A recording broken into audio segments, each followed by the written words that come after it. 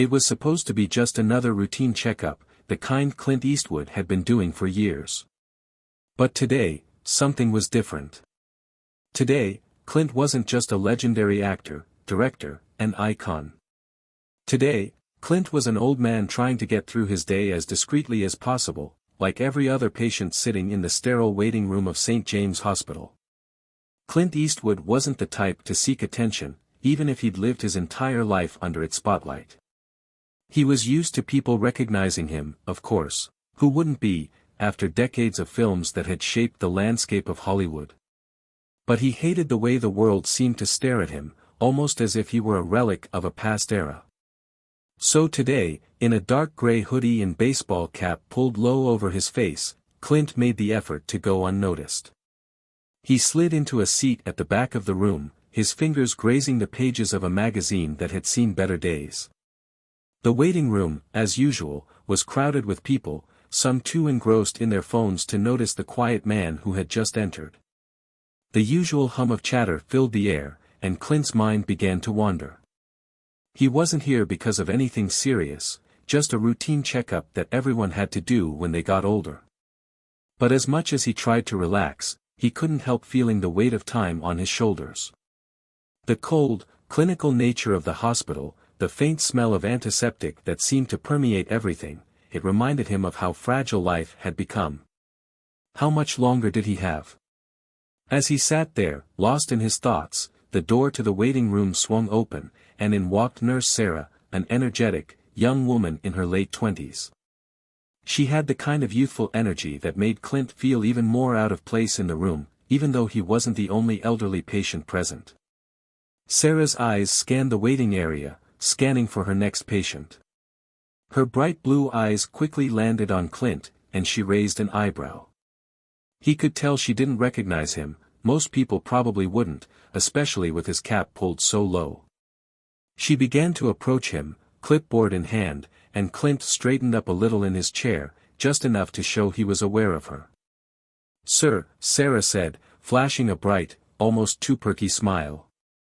"Clint Eastwood?" she asked, pausing as if she were trying to match his face with a name. Her voice was polite, but there was a slight edge of impatience creeping in as she waited for him to respond. Clint didn't answer right away, his eyes narrowing a bit. He wasn't used to being called out in such a direct manner. After a brief moment, he muttered, "I'm just here for my checkup." His voice was low, gravelly, the kind of voice that could demand attention if needed but wasn't in the mood to today. Sarah, not fully catching the hint, smiled again, perhaps a little too brightly.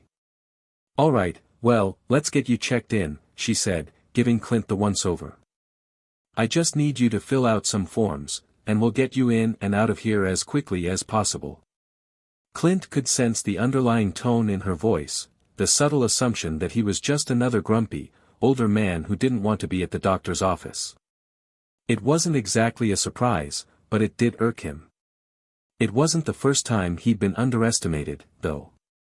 He had dealt with plenty of that in his career, but this wasn't Hollywood, and he wasn't on set. He was just Clint Eastwood, a man who had lived a long life full of challenges and accomplishments, and this nurse didn't even know who he was. "Here," Sarah said, handing him a clipboard and a pen. "Just fill out your name, address, phone number, that sort of thing, and then we'll get started." Clint took the clipboard and glanced at it, but the forms didn't mean much to him. He had been filling out forms like this for years. But today, the small irritation simmered inside him. He wasn't here for a grand spectacle or to have a conversation about his career, he just wanted to get his appointment over with. "I don't need to fill all that out," Clint muttered, rubbing his face. "Just check my blood pressure and be done with it." Sarah didn't pick up on the frustration in his voice. She simply tilted her head, her expression that of someone who had seen it all before. "Sir, we need to complete the standard paperwork for our files. It's hospital policy." Clint stared at her, his eyes narrowing in silent contemplation. In a way, it was refreshing to see someone who wasn't caught up in the glitz and glamour of Hollywood, but it also rubbed him the wrong way. She didn't even ask for his name properly, she simply assumed he was just another patient. The irritation bubbled inside him, but he didn't want to escalate things. It wasn't worth it. He sighed and began to fill out the paperwork, each scribble on the form punctuating his frustration. After a few moments, Clint finished and handed the clipboard back to Sarah. She took it without even looking at him, barely acknowledging that he'd just completed the paperwork. "You can go ahead and sit back down. The nurse will call you when it's your turn," she said with a casual wave, already moving on to the next patient. Clint let out a soft exhale, feeling the sting of being dismissed so easily. He wasn't used to it, and yet, it was exactly what he wanted. Maybe that's why he'd come here today, to escape the world where everyone thought they knew him, where people were too eager to offer their opinions, their expectations. Here, he was just another old man in a hospital gown. The anonymity was both a relief and a frustration. The tension in Clint's shoulders eased slightly as he sank back into his seat. His fingers absently tapped the edge of the magazine, but his mind wandered. He couldn't help but think about the years that had gone by, about all the people who'd crossed his path, about all the films he had made and directed. And now, here he was, just another face in the crowd. It felt like a strange kind of fate. And then, just as Clint was beginning to lose himself in thought, Nurse Sarah's voice rang out again, this time calling his name with an added enthusiasm that grated on his nerves. "Mr. Eastwood," she called. "Time for your checkup." The sound of his name caught Clint off guard. For a moment, he wondered if it was all just a coincidence or if, somehow, she had finally recognized him. But no, the nurse's cheery tone said otherwise. Clint stood up and slowly walked to the examination room, his mind still buzzing with thoughts of his identity and the way people perceived him. But now, there was something more, something in the way Sarah had addressed him. He wasn't sure yet, but he could feel it, the seeds of a strange, unexpected conflict had been planted. And he had no idea just how much this small mistake would turn into something far more complicated. Hit subscribe and leave a comment with where you're watching from. This story might just spark a new beginning. What's one thing that always pushes you forward, even when things get tough? Clint Eastwood didn't talk much about his past, at least not to people he didn't know. But sitting in that sterile examination room, waiting for the nurse to return, his thoughts inevitably wandered back to the years that had shaped him into the man he was today. The flickering fluorescent lights above him seemed to magnify the weight of time, and in that moment, Clint found himself reflecting on the long, winding path he had walked. Growing up in San Francisco, Clint had never imagined he'd end up where he was now. He was just another kid from a working-class family, one of many in the city trying to make a name for themselves. He'd played sports, sure, but his real passion was in movies, though he hadn't yet known what that would mean for him.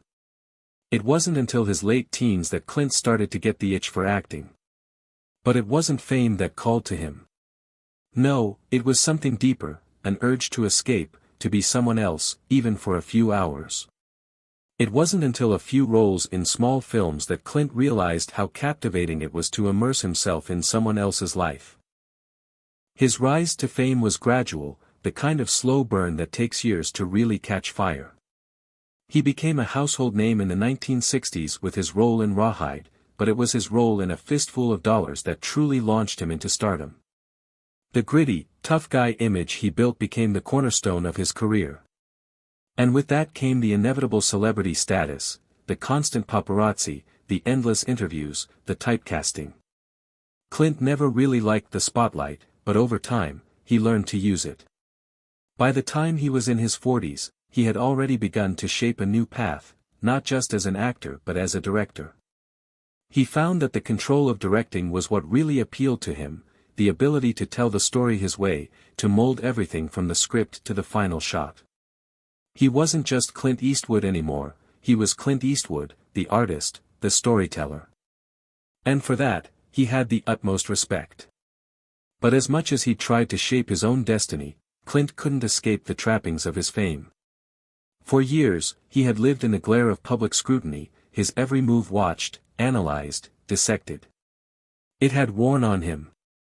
He had never been interested in living a life of excess, and yet, he found himself surrounded by people who only saw him as the legend on screen, not the man beneath it. His personal life had taken a hit too. He'd been married twice, had several children with different women, but somehow, he never seemed to find what he was looking for. He always felt a little like a stranger in his own life, as if the roles he played in the films, tough, silent, heroic, had started to bleed into who he was off-screen. And that, he had come to realize, wasn't always a good thing. Yet, as he sat in this hospital room, wearing his nondescript hoodie, Clint wasn't thinking about fame. He wasn't thinking about his career or his public persona. What mattered to him now was the quiet moments. The years were catching up to him, his joints ached more, his hair was thinner, and his energy was lower than it had ever been. These things, these simple things, were the ones that demanded his attention now. No longer was he the Clint Eastwood from Dirty Harry or the good, the bad, and the ugly, he was just Clint Eastwood, a man trying to live his life with some semblance of dignity. But then, of course, there was the nurse. The one who had mistaken him for just another cranky old man in a hospital waiting room. Clint let out a small chuckle at the thought. He supposed it didn't matter. In a way, it was a blessing. Maybe here, in this room, away from the lights and the cameras, he could be just another guy, an ordinary man, a patient among many. His musings were interrupted when Sarah re-entered the room, clipboard in hand, her perky attitude still very much intact. "All right, Mr. Eastwood," she said, looking down at her paper. "Let's start with a few questions. I need to get some details from you first. Do you have any allergies? Any prior surgeries?" Clint looked up at her, taking a long pause. He wasn't in the mood for small talk, but there was something about Sarah that made him want to soften. Maybe it was the way she didn't seem starstruck, the way she treated him like any other patient. He respected that. But then again, he couldn't help feeling a little irritated by her efficiency, her tendency to rush things along without taking a moment to really listen. "No allergies," he said gruffly. "Had a few surgeries over the years, but nothing major." Sarah jotted it down without much acknowledgement, her attention already moving to the next question. "You've been under a lot of stress recently, Mr. Eastwood," she asked, not even looking up from her clipboard. "Stress can have a big impact on your health." Clint stiffened. Stress. That was something he knew well. He had lived under the weight of expectations for most of his life, had carried the burden of being an icon, a living legend.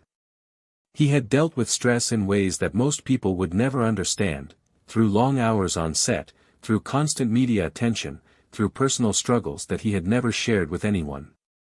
"You could say that," Clint muttered, his voice tinged with frustration. "But who doesn't? Everyone's got their own stress to deal with." Sarah finally looked up, giving him a quick glance. "I'm just saying, you need to take care of yourself. You've got to manage that stress before it catches up with you." Clint didn't respond immediately. He could feel the tension in his shoulders rising, the irritation bubbling up again. He didn't need some young nurse telling him what to do.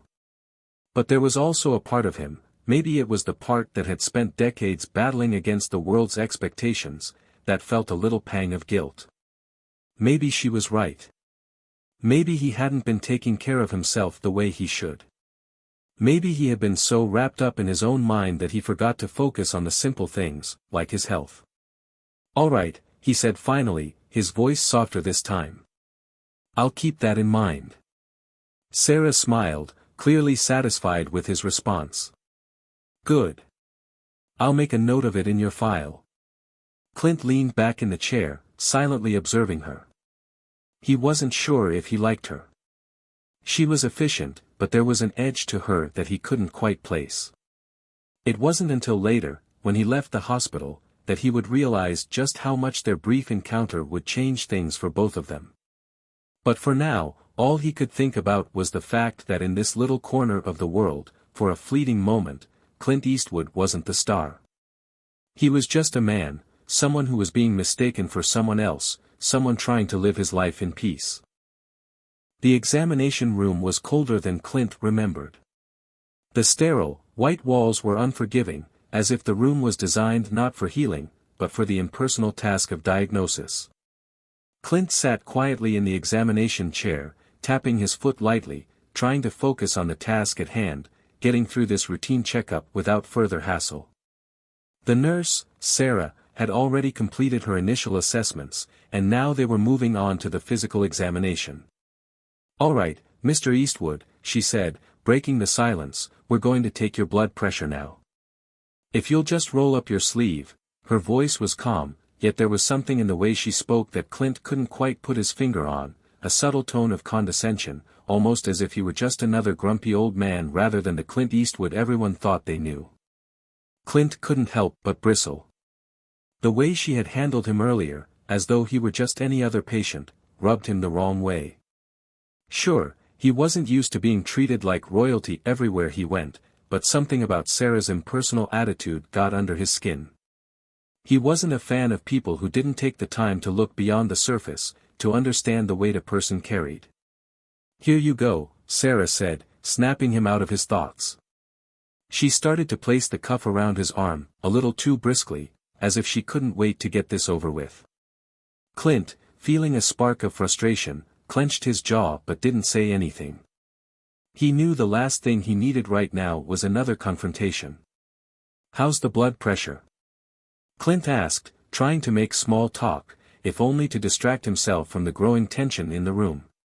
He had always been a man of few words, but something about Sarah's impatience made him want to break the silence. Sarah glanced at the monitor, her face unreadable. "It's a little high. You might want to work on managing your stress," she said, almost dismissively.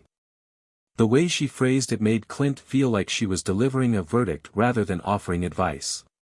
He wanted to argue, to tell her that stress wasn't something that could be managed in a snap. His entire life had been a cocktail of stress, from Hollywood pressures to personal losses, all piled on top of each other. But instead, Clint remained quiet, staring at the ceiling as the cuff squeezed tighter around his arm. "So, what's the next step?" Clint asked, hoping to steer the conversation towards something that didn't involve his health or Sarah's well-meaning, but irritating, commentary. "Next, I'll just take a quick look at your chart," Sarah replied. "I have to make sure everything's in order." Clint sighed, but at least the conversation was moving forward. He just wanted to get this over with. He had no interest in discussing his past or his fame with this young nurse. But something about the way she handled him, so casually, so unbothered by who he was, made him feel as though he didn't matter. It was both refreshing and infuriating. But as Sarah turned to grab his file from the counter, Clint couldn't shake the nagging feeling that something wasn't quite right. His thoughts began to race, wondering if perhaps his recent health checkups were simply a reflection of the toll time had taken on him. The physical aches, the exhaustion that never seemed to go away, it was all a reminder that no matter how many blockbuster films he had made, no matter how many accolades he had received, time was catching up with him. Suddenly, the silence was broken again, but this time it wasn't Sarah's voice. "You're Clint Eastwood, right?" The voice was male, coming from the doorway. Clint turned to see another nurse, an older man, with graying hair and glasses, standing in the entrance, looking directly at him. There was a certain respect in his tone, an acknowledgement of who Clint was. Clint raised an eyebrow but nodded in acknowledgement. "Yes, I am," he said, keeping his voice neutral. The nurse, whose name tag read Bob, smiled, but there was something almost apologetic about it. "I didn't want to interrupt," Bob said, "but I just couldn't help noticing." "It's an honor to meet you." Clint nodded again, but his mind was elsewhere. As Bob started to speak more about his own experiences working with celebrities, stories that Clint had no real interest in hearing, Clint's thoughts returned to Sarah. She hadn't even flinched when she'd seen him earlier, not a single flicker of recognition. There was no, "Oh my God, you're Clint Eastwood," no special treatment, no sudden change in tone. And at first, Clint had found it irritating, but now, he couldn't help but admire her for it. She wasn't caught up in his fame. She didn't see him as the larger-than-life figure the world had made him into. She just saw him as another patient. But that wasn't entirely fair, either. Was it possible that Clint's annoyance wasn't about Sarah at all? Could it be that he was really frustrated with himself, frustrated that his identity had been reduced to just the old man in the waiting room, the one with the famous face and little else? As Bob continued talking, Clint found himself zoning out, lost in his own thoughts. And that's when he heard it. "Mr. Eastwood," Sarah's voice rang out, more forceful than before. She was standing by the counter, holding up his chart. Her expression had shifted from the casual efficiency she'd been displaying to something colder, more clinical. "It looks like you missed some questions on your intake form," she said, her voice clipped. Clint's stomach sank. "What now?"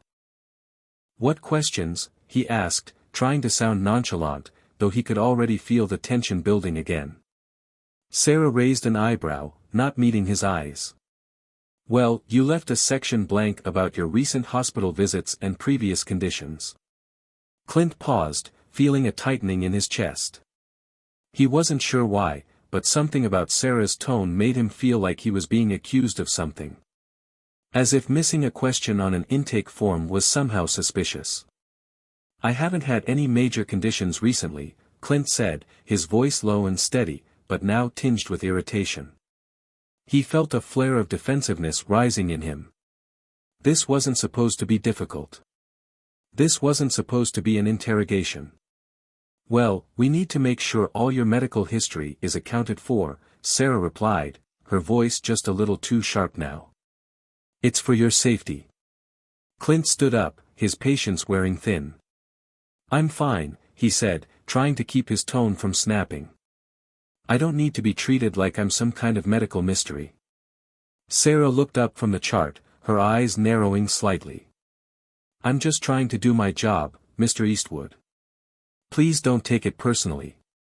But Clint couldn't shake the feeling that he was being treated like a puzzle to solve, like the world expected him to be a hero, even in the hospital, even when he was just trying to be a man who didn't need anyone's pity. As the tension between them built, Clint realized something. This checkup, this seemingly simple appointment, was turning into something far more complicated. The calm, professional exterior that Sarah had displayed was starting to crack. And Clint, for the first time in a long while, wasn't sure whether he was more angry with her or with himself. Clint didn't expect much from the hospital visit, and yet, as he stepped into the dimly lit hallway, he realized that something had shifted. The tension with Sarah had left him feeling unsettled, his thoughts heavy with questions he couldn't quite articulate. What was it about her that rubbed him the wrong way? Why did he feel so exposed, as though she had somehow seen through the layers he had carefully constructed over the years? He could feel the weight of his own reflection in her eyes. There was something oddly familiar about the way she looked at him, not in awe, but with a clinical detachment that somehow felt more real than the fanfare he was used to. For the first time in a long time, Clint was confronted with the idea that he was no longer just Clint Eastwood, the icon. He was Clint Eastwood, the man who had lived a life and was now facing the consequences of time, of age, of decisions. And it wasn't just Sarah's scrutiny that lingered in his mind, it was the recognition of something deeper, something more unsettling. He had spent so much of his life running from the inevitability of aging, trying to outrun time with work, with fame, with the next big project.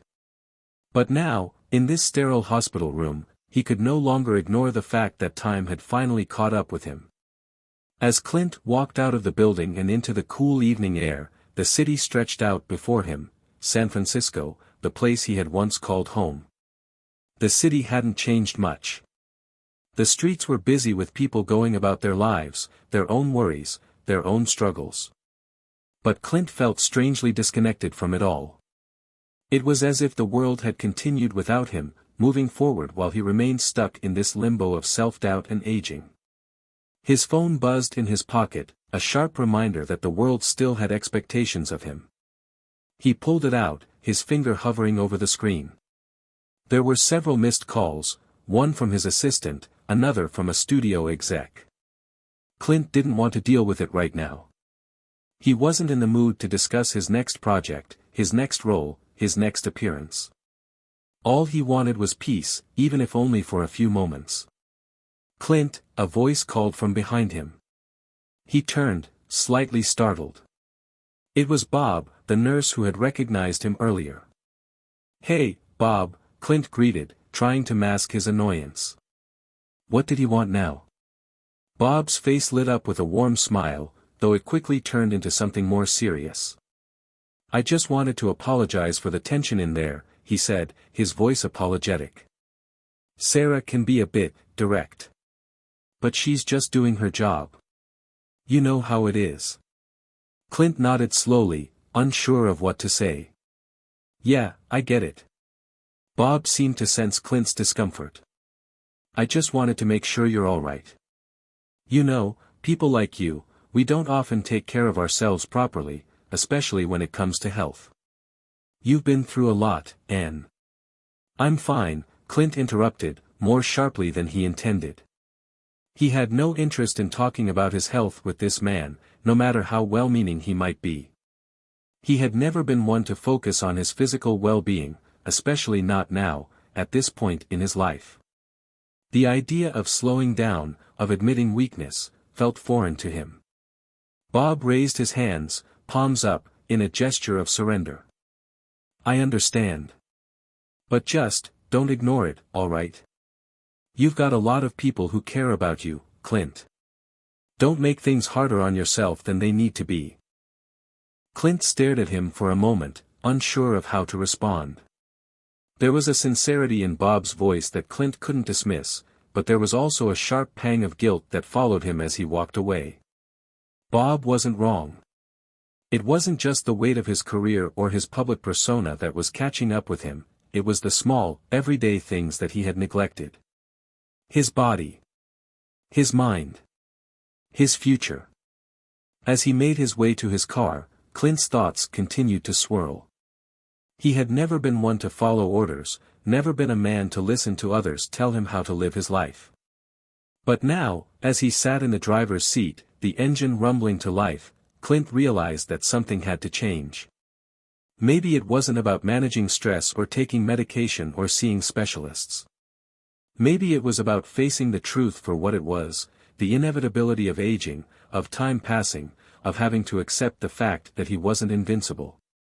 The idea gnawed at him, leaving him feeling more vulnerable than he cared to admit. As he pulled onto the road, Clint wondered if his life, his true life, had been consumed by his identity as Clint Eastwood, the tough guy, the legend. Had he lost sight of the man he once was? Had the roles he played, the image he had created, overshadowed everything else? The road stretched ahead, and for the first time in a long time, Clint didn't have a clear destination. He wasn't sure where he was headed, only that he needed to make a decision. A decision about who he wanted to be, not for the world, not for the cameras, but for himself. As he navigated through the winding streets of San Francisco, Clint thought about the last time he had truly done something for himself. Something that wasn't driven by fame or expectations. Something that didn't involve a director's vision or the lens of a camera. The answer, he realized, was nothing. There had been no time for himself. No time to explore the quiet parts of life that mattered more than any box office hit or critical review. And that was the shift, the realization that this moment, this quiet struggle in the face of time, was the beginning of something new. Not a new film or a new career, but a new journey. A personal one. The journey of Clint Eastwood, the man, not the legend. But it wouldn't be easy. Clint knew that. The road ahead was uncertain, filled with challenges both internal and external. But for the first time in a long while, he felt the stirrings of hope. He wasn't sure where this journey would take him, but he knew one thing, it was time to take the next step. As he continued to drive through the streets of the city, Clint knew this wasn't the end. It was only the beginning of something much bigger than he had ever expected. Clint's car roared to life as he sped down the familiar streets of San Francisco, but the usual rush of excitement, the thrill of being in control, was missing. Today, the city that had once been his playground felt distant, almost foreign.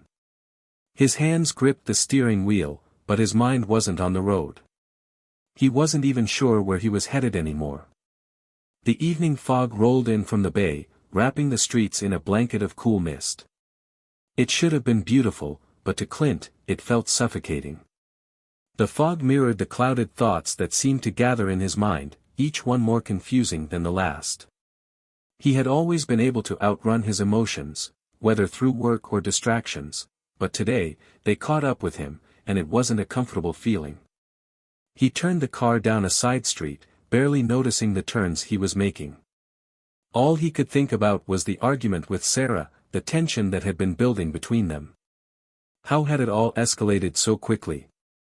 1 minute, he was just another patient in her eyes, and the next, he was a failure. That's what it felt like. A failure. The nagging voice in his head, one that he had tried to silence for years, was louder than ever now. Was he failing at life? Had he truly lost touch with himself? How had he let his persona, his identity, become so intertwined with the man the world saw rather than the man he actually was? As Clint turned the corner, the weight of those questions became too much to ignore.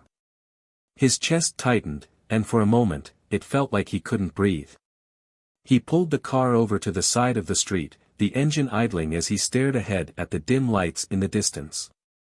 The fog seemed to close in around him, like a suffocating reminder that he wasn't the invincible man the world thought he was. The reflection staring back at him from the rearview mirror was unfamiliar. It wasn't the face of the Clint Eastwood he saw on screen or the one that had graced countless magazine covers. It wasn't even the face of the man who had built a career from toughness and resilience. No, this was the face of someone who was tired. Someone who was facing the reality that no matter how many movies he had made, no matter how many times he had played the hero, he was still just a man. A man who had to deal with the inevitable truths of his own life. The tears stung at the corners of his eyes, but Clint didn't wipe them away. He let them fall, each one a small release. It felt strange, vulnerable, but somehow necessary. "You okay, man?" a voice called from outside the car. Clint looked up, startled to see a figure approaching through the mist. It was a young man, no older than his 30s, with an air of familiarity about him. His face, though, was one Clint didn't recognize. "Yeah," Clint croaked, his voice rough. "I'm fine. Just thinking." The man hesitated for a moment before walking over to the passenger side window and leaning down. "Can I sit with you for a minute?" Clint stared at him for a long beat. He didn't know this guy. But there was something about his quiet presence, something unassuming in the way he stood there, that made Clint feel as though he didn't have to carry the weight alone. "All right," Clint finally muttered, unlocking the door. The man climbed in without saying a word, settling into the passenger seat. Clint didn't ask any questions. He just let the silence hang in the air between them.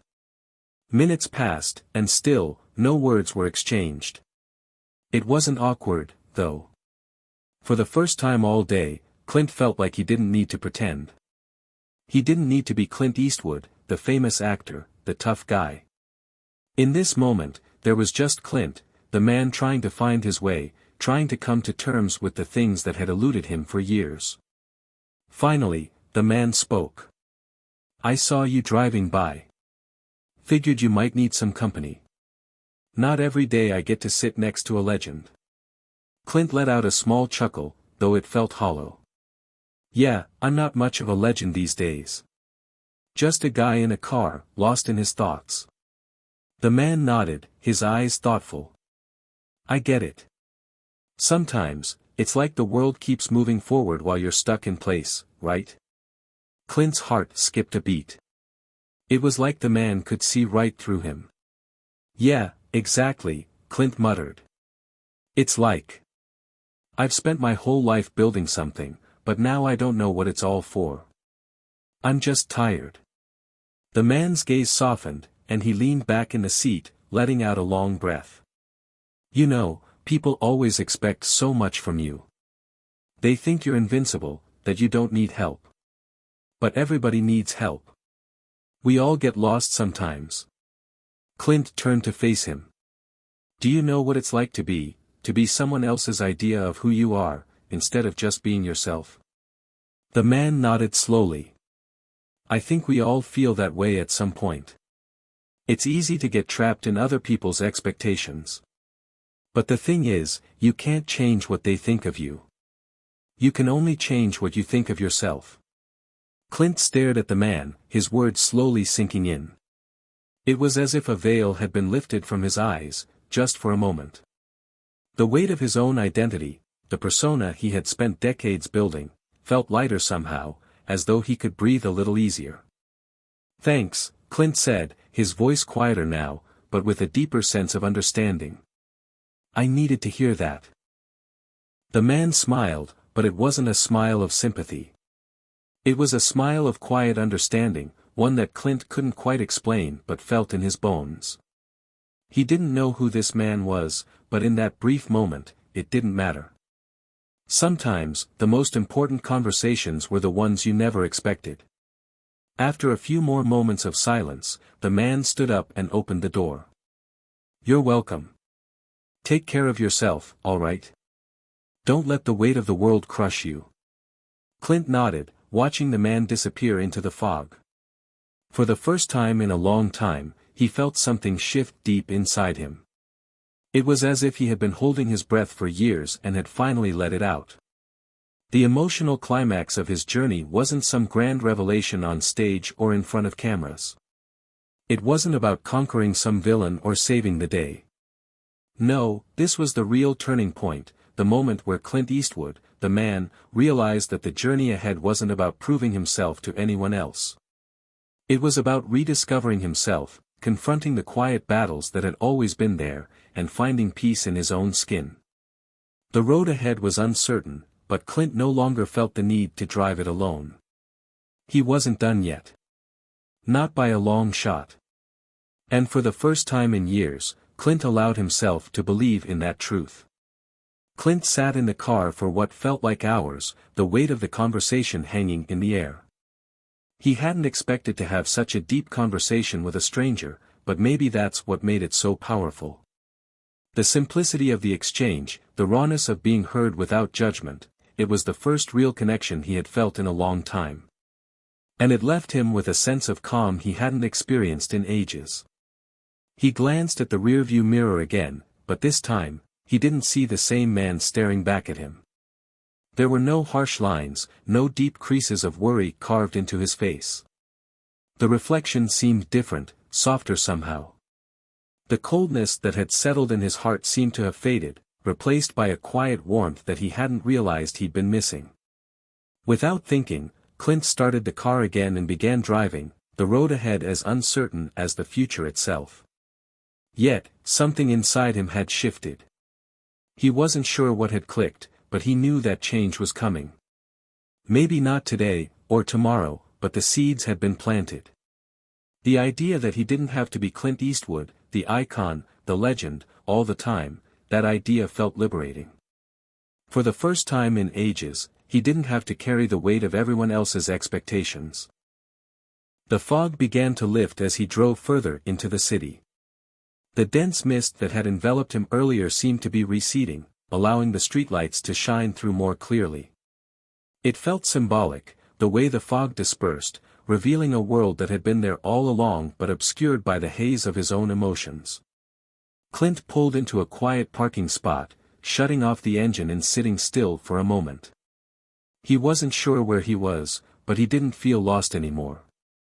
He had come to terms with the fact that this moment, this period in his life, wasn't about redemption or reclaiming glory.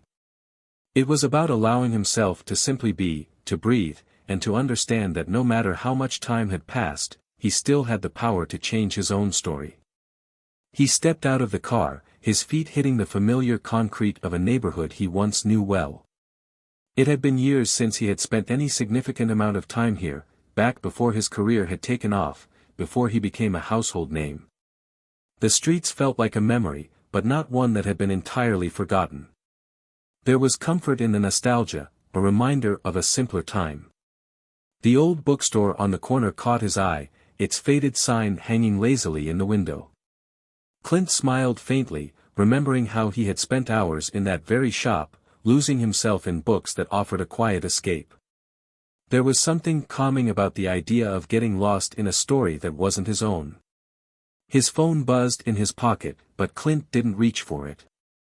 Instead, he walked into the bookstore, the bell above the door jingling as he stepped inside. It was quiet, the air thick with the scent of old paper and leather.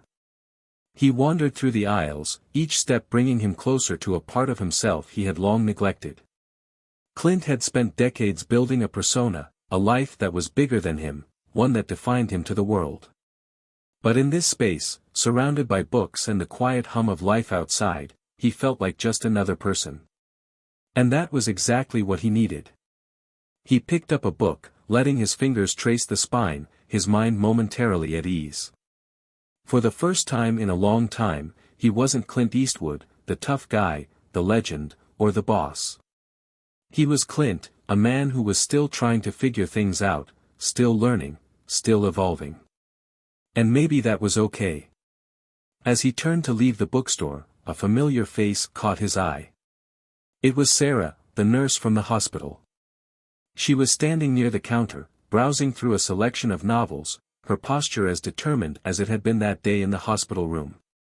Clint hesitated for a moment, unsure whether to approach her. But then, he realized something important. The tension between them, the frustration, the miscommunication, it didn't matter as much anymore. He had changed. He wasn't the same man who had walked into the hospital that morning, unsure of what to do with himself. He had seen a different side of his own vulnerability, and it had made him stronger. With that realization, Clint walked over to Sarah, who looked up in surprise when she saw him. "Clint," she said, a hint of recognition in her voice, though her eyes still held the professional detachment he had grown accustomed to. "Hey, Sarah," Clint said, offering a small smile. "I've been doing a lot of thinking, and I just wanted to say. I'm sorry for the way things went earlier. I wasn't in a great place." Sarah studied him for a moment, her gaze softening slightly. "I get it," she replied, her voice gentler than before. "We all have our moments. It's been a rough day for both of us." Clint nodded, feeling a sense of relief. "I know I don't always seem like it, but I'm not perfect. I've been trying to figure things out, and I think I'm finally ready to face some of the things I've been avoiding." Sarah smiled, a genuine, understanding smile. "That's good to hear, Clint. It's not easy, but it's the first step. You don't have to do it alone." Clint felt a weight lift off his shoulders. He wasn't alone. The journey ahead might still be difficult, and there would be moments of doubt and fear, but he wasn't alone. Not anymore. He had learned that it was okay to ask for help, to acknowledge his own vulnerabilities, and to accept the fact that he didn't need to carry the world on his shoulders. As he left the bookstore, the night felt different. The city, the people, everything seemed to be in its rightful place. Clint had spent his life running from his own emotions, from the idea of weakness. But now, he was ready to stop running. It was time to embrace who he really was, not just the man the world expected him to be. The future was uncertain, but for the first time in a long time, Clint felt at peace with that uncertainty. His journey had just begun, and he was ready to face whatever came next. The next few days passed in a blur for Clint. Life had taken on a strange new rhythm, one that was quieter, more reflective. The ever-present noise of the Hollywood spotlight, the constant hum of work and obligations, felt miles away. But that wasn't necessarily a bad thing. It was as if he had finally stepped off a treadmill that had been spinning too fast for too long. A light breakfast. A quiet walk. For the first time in ages, Clint allowed himself the space to simply exist. By noon, he was back in the small neighborhood that had become his temporary home. It wasn't luxurious, but it felt like a safe place, a retreat from the chaos that had defined much of his life. There, the only sounds were the distant hum of passing cars, the occasional barking dog, and the whispers of the wind through the trees. He stepped into the cafe just a few blocks away, a quaint little place that smelled like freshly brewed coffee and baked pastries. It was peaceful, no paparazzi, no crowds, no expectations. Just people living their everyday lives. As Clint stood in line to order, he noticed a familiar face seated in the corner booth. It was the same man who had spoken with him by the side of the road a few days earlier. The stranger who had opened Clint's eyes, if only for a moment. Clint's heart skipped a beat. He hadn't expected to see him again. The man looked up, his eyes widening slightly when they met Clint's gaze. But instead of recoiling or acting surprised, he simply smiled and nodded, as if their brief conversation had meant something to him too. Clint made his way over to the booth, his steps purposeful but not rushed. As he slid into the seat across from the man, he couldn't help but feel a sense of connection, even though they barely knew each other. "Didn't expect to run into you again," Clint said with a slight chuckle, settling into the seat. "How have you been?" The man looked up from his coffee cup, his expression thoughtful. "I guess you could say I've been well," he replied, his voice calm. "But life has a way of surprising you, doesn't it?" Clint nodded, taking a moment to look at him. There was something about this guy that felt different. He wasn't just another person passing through Clint's life. There was a depth to him, a wisdom that felt earned. "You're right about that," Clint said, his voice softer now. "I've learned more in the past few days than I have in years." The man raised an eyebrow, clearly interested. "Care to share?" Clint hesitated for a moment, unsure of how to express what he had been going through. But then, something about the man's quiet demeanor made him feel comfortable. Maybe it was the way he had listened to Clint's words that day, with such genuine interest. "It's funny," Clint began, "I've spent my whole life building this image, this persona. But when I really look at myself, I realize I've been hiding behind it all. Running from something I didn't want to face." The man listened intently, not interrupting, simply letting Clint speak his truth. It was like a weight was slowly lifting from Clint's shoulders as he shared his struggles, his doubts, his fears. "You know," Clint continued, "I think I've been afraid of not being enough. Of not being the man people think I am. And in doing that, I lost sight of who I really am. The real Clint." The man nodded slowly, absorbing every word. "I think we all have that fear, Clint. It's easy to get caught up in what others expect of us. But the trick is learning to let go of that expectation and be who you are, not who others want you to be." Clint leaned back in his seat, looking out the window for a moment. The words felt right. They resonated with something deep inside him. The idea that he didn't have to be perfect, that he didn't have to live up to everyone else's image of him, was liberating. "So, what now?" Clint asked, his voice more contemplative. "What do I do with all this?" The man smiled faintly. "You take it one step at a time. No one has all the answers. But you start by being honest with yourself. You let go of the fear, and you embrace the unknown." Clint nodded, feeling the weight of those words settle in. It was strange, this feeling of openness, this sense of possibility. For the first time, he wasn't trying to hold on to the past or the idea of who he had been. He was beginning to accept who he was in the present moment. "Thanks," Clint said quietly, his gratitude genuine. "I don't think I'd have come to this on my own. Not this soon, anyway." The man shrugged modestly. "Sometimes all it takes is someone to listen. You're the one doing the work, though." As Clint finished his coffee, the conversation slowed, and the two men sat in companionable silence. It wasn't awkward, rather, it was peaceful. The kind of moment that reminded Clint that life didn't always need to be about action or achievement.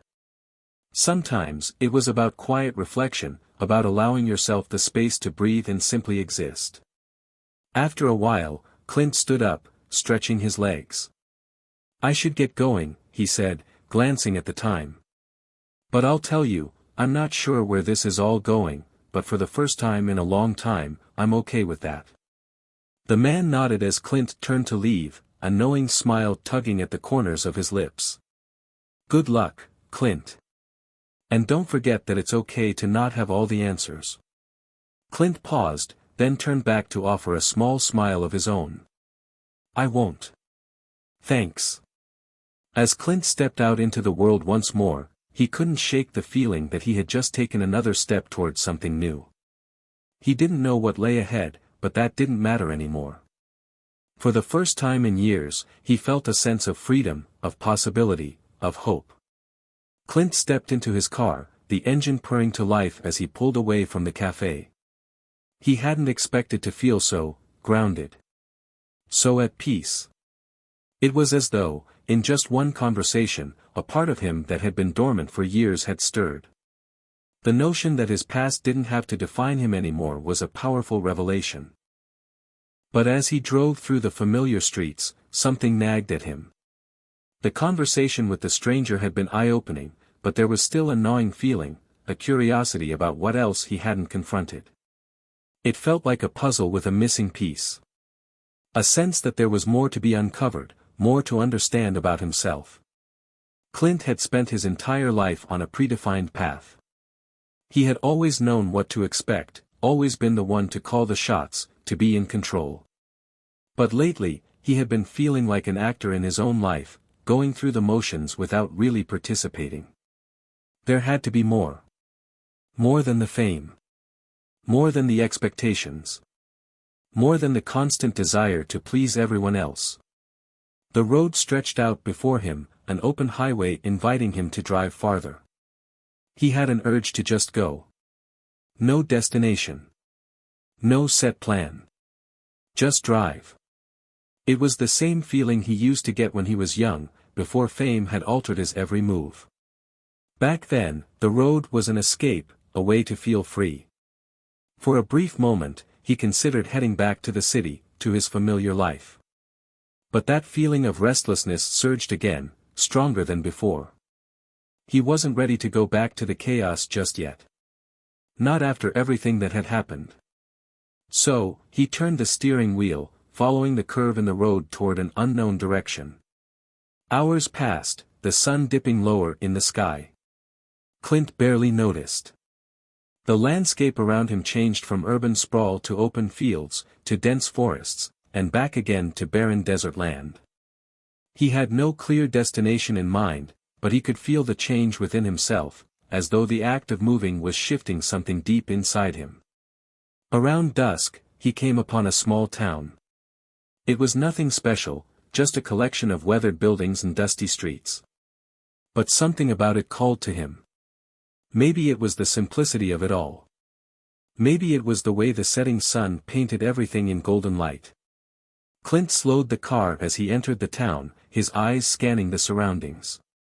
The streets were quiet, save for a few people sitting on their porches, watching the world go by. It was peaceful in a way that Clint had forgotten.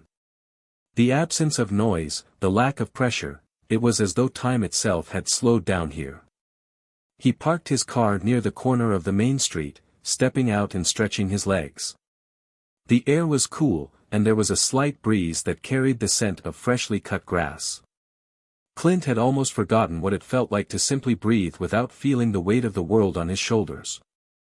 He walked down the street, taking in the small-town charm, with its rows of shops and old diners. And then, his eyes fell on a little bookstore. It was tucked away between a pair of small, quaint buildings, almost hidden by the thick ivy that wrapped around its entrance. The sign above the door was faded, but it read simply, Second Chances Books. Clint couldn't help but smile at the name. He wasn't much of a reader these days. In fact, it had been years since he had picked up a book, but the name of the store intrigued him. Second Chances. It felt fitting. It felt like something he needed. As he pushed the door open, a small bell rang, and Clint was greeted by the quiet murmur of classical music playing in the background. The air was thick with the scent of old pages and leather-bound books. It felt like stepping into another world, one that was completely separate from his life as Clint Eastwood, the icon. The shopkeeper, a middle-aged woman with silver-streaked hair, looked up from behind the counter, her eyes scanning Clint before a soft smile crept across her face. "Can I help you with anything?" she asked, her voice warm. Clint paused for a moment, unsure of what to say. "I'm just looking," he said, offering a small smile in return. "Well, feel free to browse," she replied, her gaze lingering for a moment before she turned her attention back to her book. Clint wandered through the aisles, his fingers grazing the spines of the books. As he passed, he caught glimpses of titles that felt strangely personal to him: The Road Less Traveled, The Power of Now, Man's Search for Meaning. Books about self-discovery, about journeys, about finding peace. He picked up one of the books, The Road Less Traveled, and thumbed through the pages. The words on the pages felt familiar, like an echo of everything he had been thinking lately. He stopped for a moment, reading a passage that struck a chord with him. Life is difficult, and the moment we truly understand and accept that, we begin to grow. It's only when we face the challenges head-on that we realize our true potential. Clint felt a strange sense of understanding wash over him as he read those words. He had spent so many years trying to control everything, trying to make life easier, trying to protect himself from pain. But maybe the pain was part of the journey. Maybe it was necessary for him to grow. Clint's gaze lifted from the pages, his mind spinning with possibilities. He felt, for the first time in a long while, like he was on the verge of something. Something bigger than himself. "How much is this one?" he asked the shopkeeper, his voice steady but laced with curiosity. The woman looked up, a smile forming at the corners of her mouth. "It's a good choice. $12.50. Clint didn't hesitate. He placed the money on the counter, his fingers brushing the edge of the bill. It was the smallest of gestures, but for Clint, it felt like something monumental. He wasn't just buying a book. He was taking a step toward something new. As he left the bookstore, the sky had darkened completely, but Clint wasn't in any hurry. He walked slowly down the quiet street, the book tucked under his arm, the weight of it oddly comforting. For the first time in a long time, Clint felt like he was truly living, not just existing. He didn't have all the answers yet, but that was okay. He was no longer looking for certainty. The road ahead was unknown, but it was his road to walk. And he was ready to see where it led. Clint sat down on a bench outside the bookstore, the cool night air gently brushing against his skin. The small town had a charm he hadn't expected, and it felt like the perfect place for reflection. He had lived a life full of noise, red carpets, flashing cameras, and constant demands. But here, in this peaceful corner of the world, he was just another person trying to figure things out. He opened the book, the pages crisp and inviting. The words on the page, though simple, felt heavy with meaning.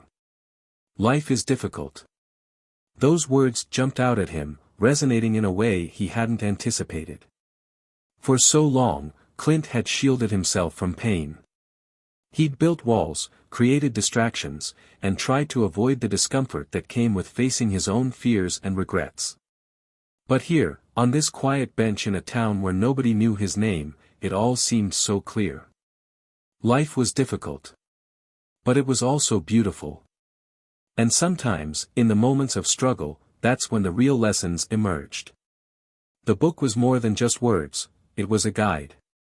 A reminder that life was about embracing the challenges, learning from them, and growing stronger. For the first time in a long time, Clint felt the weight of those words sink in, not as a burden, but as a call to action. He took a deep breath, closed the book for a moment, and glanced around. The town was still, no rushing people, no blaring car horns. It felt as though time had slowed down just for him. He could feel the pull to stay, to continue this quiet journey of self-reflection. But there was still a part of him that yearned for something more. He knew he couldn't stay in this small town forever. There was more waiting for him out there, in the world beyond these streets. The wind picked up a bit, ruffling the pages of the book in his hands. Clint felt a sense of urgency rising within him, as though the universe was gently pushing him forward. His mind wandered to his past, his career, his legacy. For so long, he had measured himself by the roles he played on screen, the awards he won, the way people viewed him. But now, it seemed so distant. The applause of a crowd, the flashing cameras, the critics, they all felt irrelevant compared to this. This was about him. This was about what he was learning and who he was becoming. Clint stood up, stretching his arms to the sky. It was time to go. He didn't know where exactly, but he knew he needed to keep moving forward.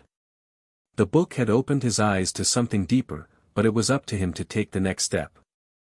It was no longer about the roles he played or the public image he maintained. It was about becoming a better person, facing his demons, and learning to live without the constant pressure of expectations. As he walked back to his car, Clint felt a shift in his chest. The uncertainty of it all didn't scare him. Instead, it felt like an invitation to embrace the unknown, to live in the moment. He wasn't sure what the future held, but that was okay. For once, he wasn't trying to control it. He was simply going to live it. He got into the car and started the engine, the sound filling the silence that had accompanied him on his walk. The road ahead was open once again, and this time, he wasn't afraid to travel it. But just as he was about to pull out of the town, something caught his eye. A small cafe, tucked away in the corner of the street. There were a few people sitting outside, sipping their drinks, chatting quietly. It seemed so normal. So real. Clint felt a strange pull toward it, as though it were another sign that he was exactly where he was supposed to be. Without overthinking it, he made a sharp turn and parked his car in front of the cafe. He stepped out, feeling the crisp night air once again, and walked inside. The cafe was cozy, with dim lighting and the soft hum of conversations in the background. Clint scanned the room, spotting a table by the window. He made his way over, sitting down and settling in. A waitress came by almost immediately, smiling at him with a warmth that felt both familiar and comforting. "What can I get for you?" she asked, her voice kind. Clint looked at the menu, but nothing seemed to stand out. He wasn't hungry, he wasn't sure why he had even come here. But something about the stillness of the place, the simplicity of it, made him feel grounded. "I'll just have some coffee," Clint said after a moment, setting the book down on the table. The waitress nodded and walked away. As he waited, Clint picked up the book again, flipping through the pages. He stopped on a section about acceptance, the importance of acknowledging life as it was, rather than trying to force it to fit into an idealized mold.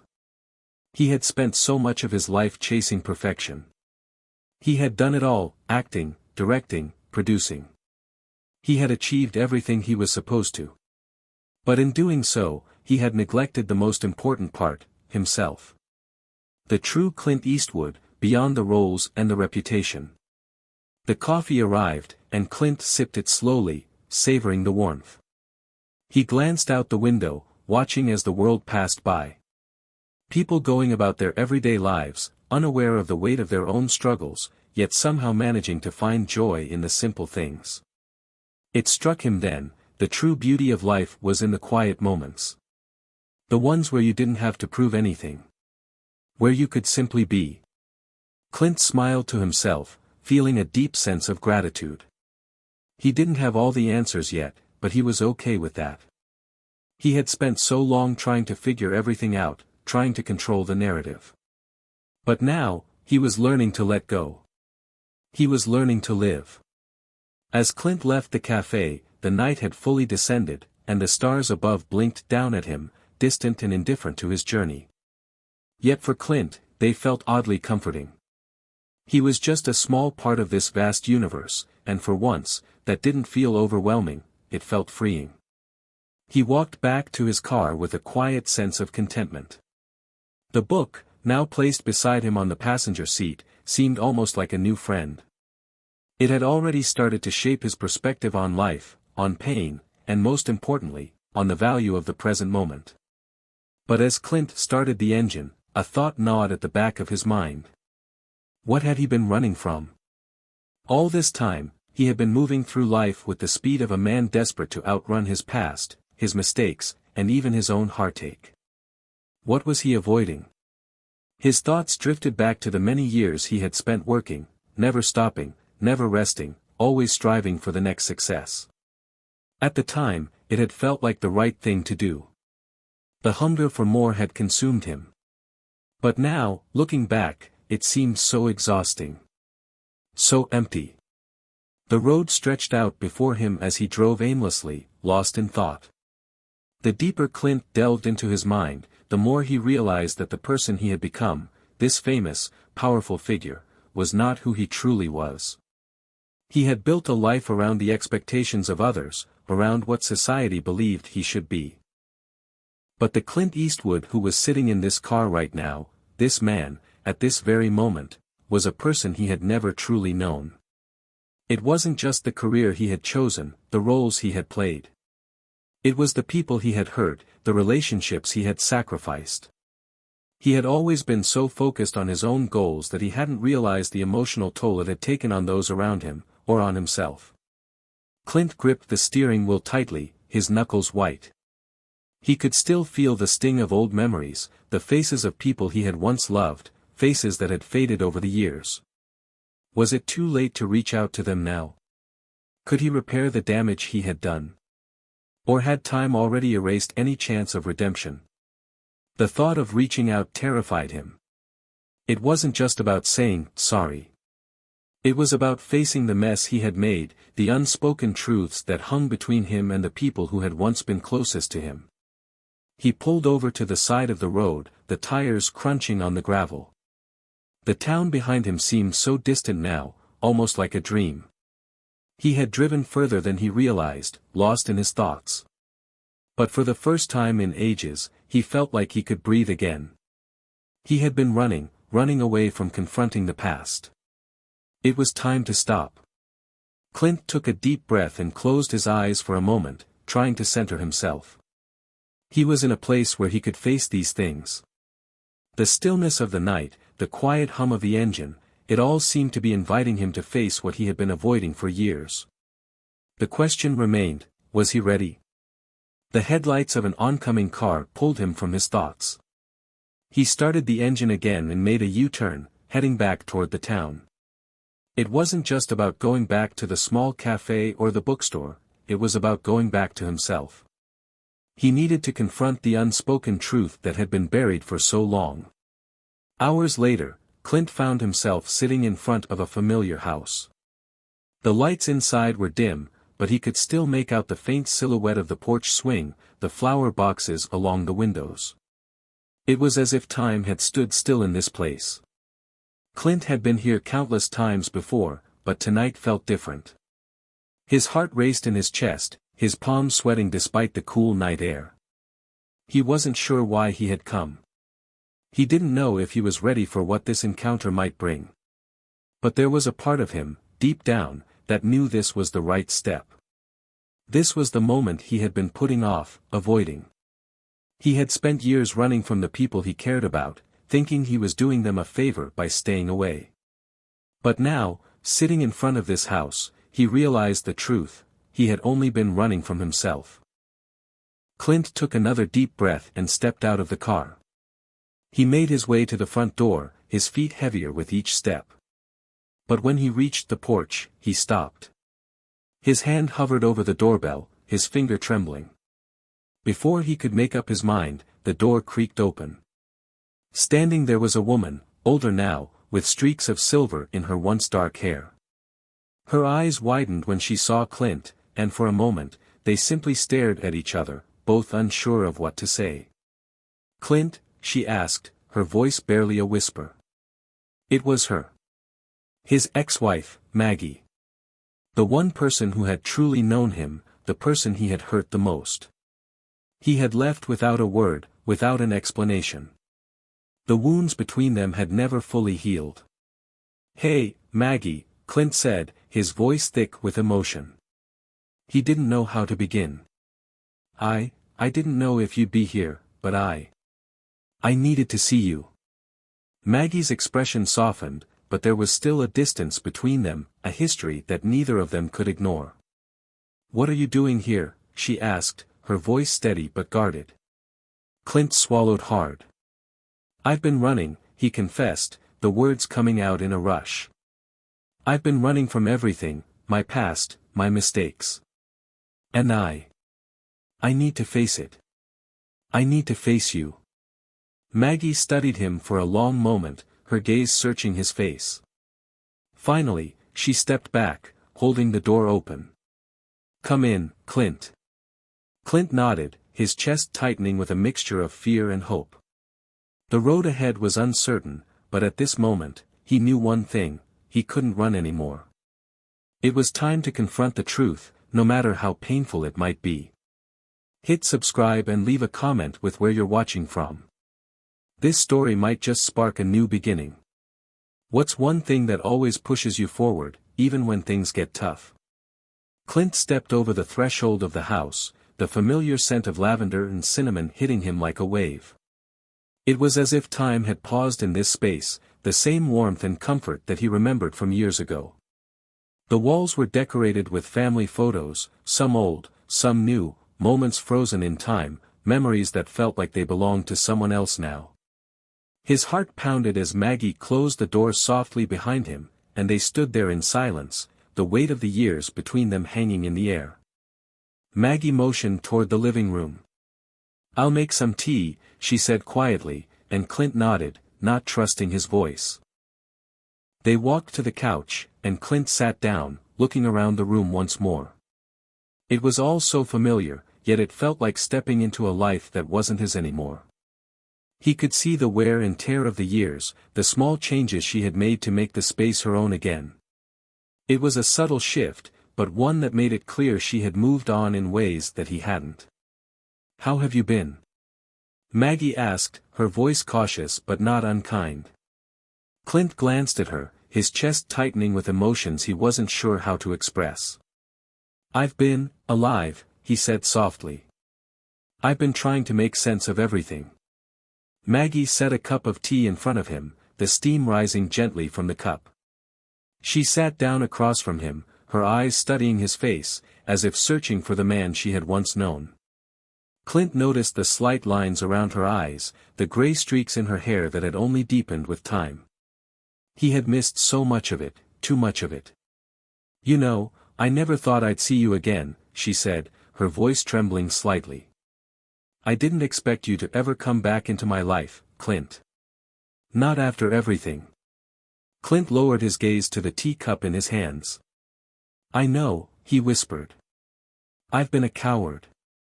I've spent my whole life running, and it's finally caught up to me. I needed to apologize, Maggie. For everything. For leaving, for being absent when you needed me most. I didn't know how to deal with all of it, and so I ran from it. I ran from you, from myself. Maggie took a deep breath and leaned back into her chair, her eyes softening as she looked at him. She seemed to be weighing his words carefully, as though trying to decide whether or not to believe them. Clint, she said after a pause, her voice steady but full of emotion, do you even know what you left behind? What you abandoned? Her voice cracked slightly. I've spent years trying to pick up the pieces, trying to rebuild myself without you. And you think you can just waltz in here after all this time and apologize like nothing happened? Clint's heart clenched, and the sting of her words hit him harder than he expected. He had spent so much of his life avoiding the pain of this very conversation, and now that it was happening, he felt small, almost invisible. I don't expect forgiveness, he said quietly. I don't think I deserve it. But I need you to know that I'm sorry. That I regret the way I hurt you, the way I abandoned everything that mattered for my own selfish reasons. Maggie's eyes welled with tears, and she wiped them away quickly, refusing to let them fall. You have no idea what it was like, Clint. The nights I spent alone, wondering if you'd ever come back. The days I spent feeling like I wasn't enough for you. You were always somewhere else. Always living your life, and I was here, waiting. Clint's chest tightened as he saw the pain in her eyes, the deep well of hurt that had been buried for so long.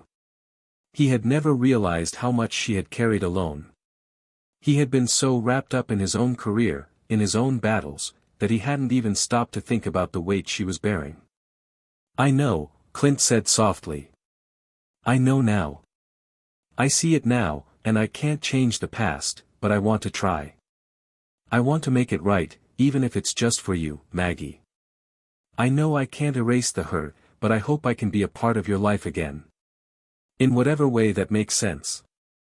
Maggie looked away for a moment, and Clint could feel the tension in the room, like the air had become too thick to breathe. He didn't know what more to say. He wasn't sure if there was anything else to say. The apology hung between them, and the silence that followed was heavy. "Why now, Clint?" Maggie's voice was softer this time, almost a whisper. "What made you come back? After all these years of silence?" Clint swallowed, feeling the weight of the question deep within him. "I don't know," he said honestly. "I guess I had to reach a breaking point. I spent so much time pretending like I had it all together, like I had everything figured out. But I didn't. And I think I've spent the last few months trying to figure out who I am without all the noise, the fame, the roles, the expectations. I'm just a man, Maggie. Just a man who made mistakes." Maggie didn't answer immediately. She just sat there, staring at him, her expression unreadable. Clint wasn't sure if she was processing his words or simply trying to hold back her own emotions. The tension between them was palpable, but Clint wasn't sure if he could handle any more of it. "I don't know if I can forgive you," she said finally, her voice low. "But I'm willing to try. I can't promise it'll be easy. I can't promise things will go back to how they were. But I'm willing to let you try, Clint. For once, just for once, I'm willing to see if you mean it." Clint felt a rush of relief, though he knew it was far from over. He had taken the first step, but it was only a small step in a much longer journey. And for the first time, he realized that it wasn't about fixing everything all at once. It was about showing up, being present, and proving through action, not just words, that he was different. "Thank you," Clint said, his voice thick with emotion. "I'll prove it to you, Maggie. Every single day. I'm not going anywhere this time." Maggie nodded slowly, her gaze softening just a little. "We'll see, Clint. We'll see." And for the first time in years, Clint felt a flicker of hope. The road ahead was uncertain, but at least it was a road he no longer had to walk alone. The next few days after Clint's conversation with Maggie were a blur. He had expected some sort of resolution, some immediate sense of relief that would come from having finally confronted his past. But instead, he found himself wrestling with a deeper, more persistent feeling, uncertainty. For so many years, he had lived with the conviction that his past was something he needed to leave behind, something that was better off forgotten. But now that he had opened the door to it, the weight of all that he had run from was heavy. He wasn't sure what was worse, the isolation he had felt in his own emotional exile or the pressure of having to deal with it all now. Clint spent his days walking the familiar streets of the town, not knowing exactly what he was searching for, but hoping that something would guide him forward. He thought about calling Maggie, about following through on his promises to her, but he didn't want to rush it. She had given him an inch, but it was up to him to prove he deserved more. One afternoon, Clint found himself back at the bookstore, the place where everything had started. The sunlight filtered through the windows, casting long shadows across the room, and the quiet atmosphere seemed to wrap itself around him. It was almost like the universe was telling him that, in this moment, he was exactly where he needed to be. He picked up the book he had been reading, The Silent Road, and found himself lost in its pages once more. The author's words had become a lifeline, a guide that helped him understand his own struggles and contradictions. Clint had never been one for self-help books, but this one was different. The narrative was raw, emotional, and deeply reflective, just what he needed to make sense of the whirlwind inside his head. As he flipped through the pages, Clint's mind wandered back to his own journey. So much of what the book discussed resonated with him. The idea that healing wasn't linear, that there would be setbacks, but also moments of revelation. The message was simple: you can't heal by avoiding the pain, you have to face it. Clint closed the book, sitting back in the chair. He felt a wave of exhaustion wash over him, the kind that came with facing truths he wasn't ready to confront. He had spent years convincing himself that everything he needed was right in front of him: fame, wealth, success, but he now realized that the real healing came from within. And that was the hardest part. "Mind if I join you?" a familiar voice broke his thoughts. Clint looked up, surprised to see Harry, his old friend from the film industry, standing there with a smile. Harry was a director, someone Clint had worked with on several of his earlier films. Despite their long professional history, they hadn't kept in touch over the years. Harry, like many others, had fallen out of Clint's orbit when he became too focused on his own career. But here he was, in the bookstore, just as out of place as Clint felt. "Harry," Clint said, standing up and offering his hand. "What are you doing here?" Harry shook his hand warmly, his smile still intact. "I've been meaning to come by for a while. Just needed a change of pace, you know. Things have been busy." Clint nodded, his mind still racing. It was strange seeing Harry again. There was a time when they had been close, but over the years, Clint had pushed everyone away, even those who had once been his closest allies. "Come sit," Clint said, motioning to the empty seat beside him. "I was just reading something that hit me pretty hard." Harry raised an eyebrow but sat down. "I didn't expect you to be into self-help books," he joked lightly. Clint chuckled. "Yeah, neither did I. But it's not what you'd think. It's not some quick-fix advice book. It's different." Harry nodded thoughtfully, sensing there was more to the story than Clint was letting on. "So, how's everything been for you? Haven't heard from you in a while." Clint hesitated. The question seemed simple enough, but the answer wasn't. The truth was, he didn't really know how to answer. He wasn't the same man who had walked away from everything years ago, but he also didn't feel like he had fully figured things out. "To be honest, Harry, it's been strange," Clint admitted, his voice quieter than usual. "I've been trying to figure out where I went wrong. Where I lost myself, really. You know, I've been running for so long, just moving forward without ever stopping to look back." Harry studied Clint for a moment, clearly picking up on the shift in his demeanor. "Sounds like you've been doing some thinking," he said gently. Clint nodded, his eyes distant as he spoke. "I've hurt people, Harry. People I care about. Maggie, my ex-wife. I walked away from her, from everything, and I never really looked back. I was too focused on what I thought I needed to do. Now I realize. I was just running from myself." Harry sat back in his chair, the weight of Clint's words sinking in. "I get it, man. We all run, in our own ways. It's easier than facing the truth. But it takes a lot to recognize that, to see how much of it was your own doing." Clint sighed deeply. "I'm tired, Harry. Tired of pretending that I've got it all together. Tired of hiding behind this image I've built for myself.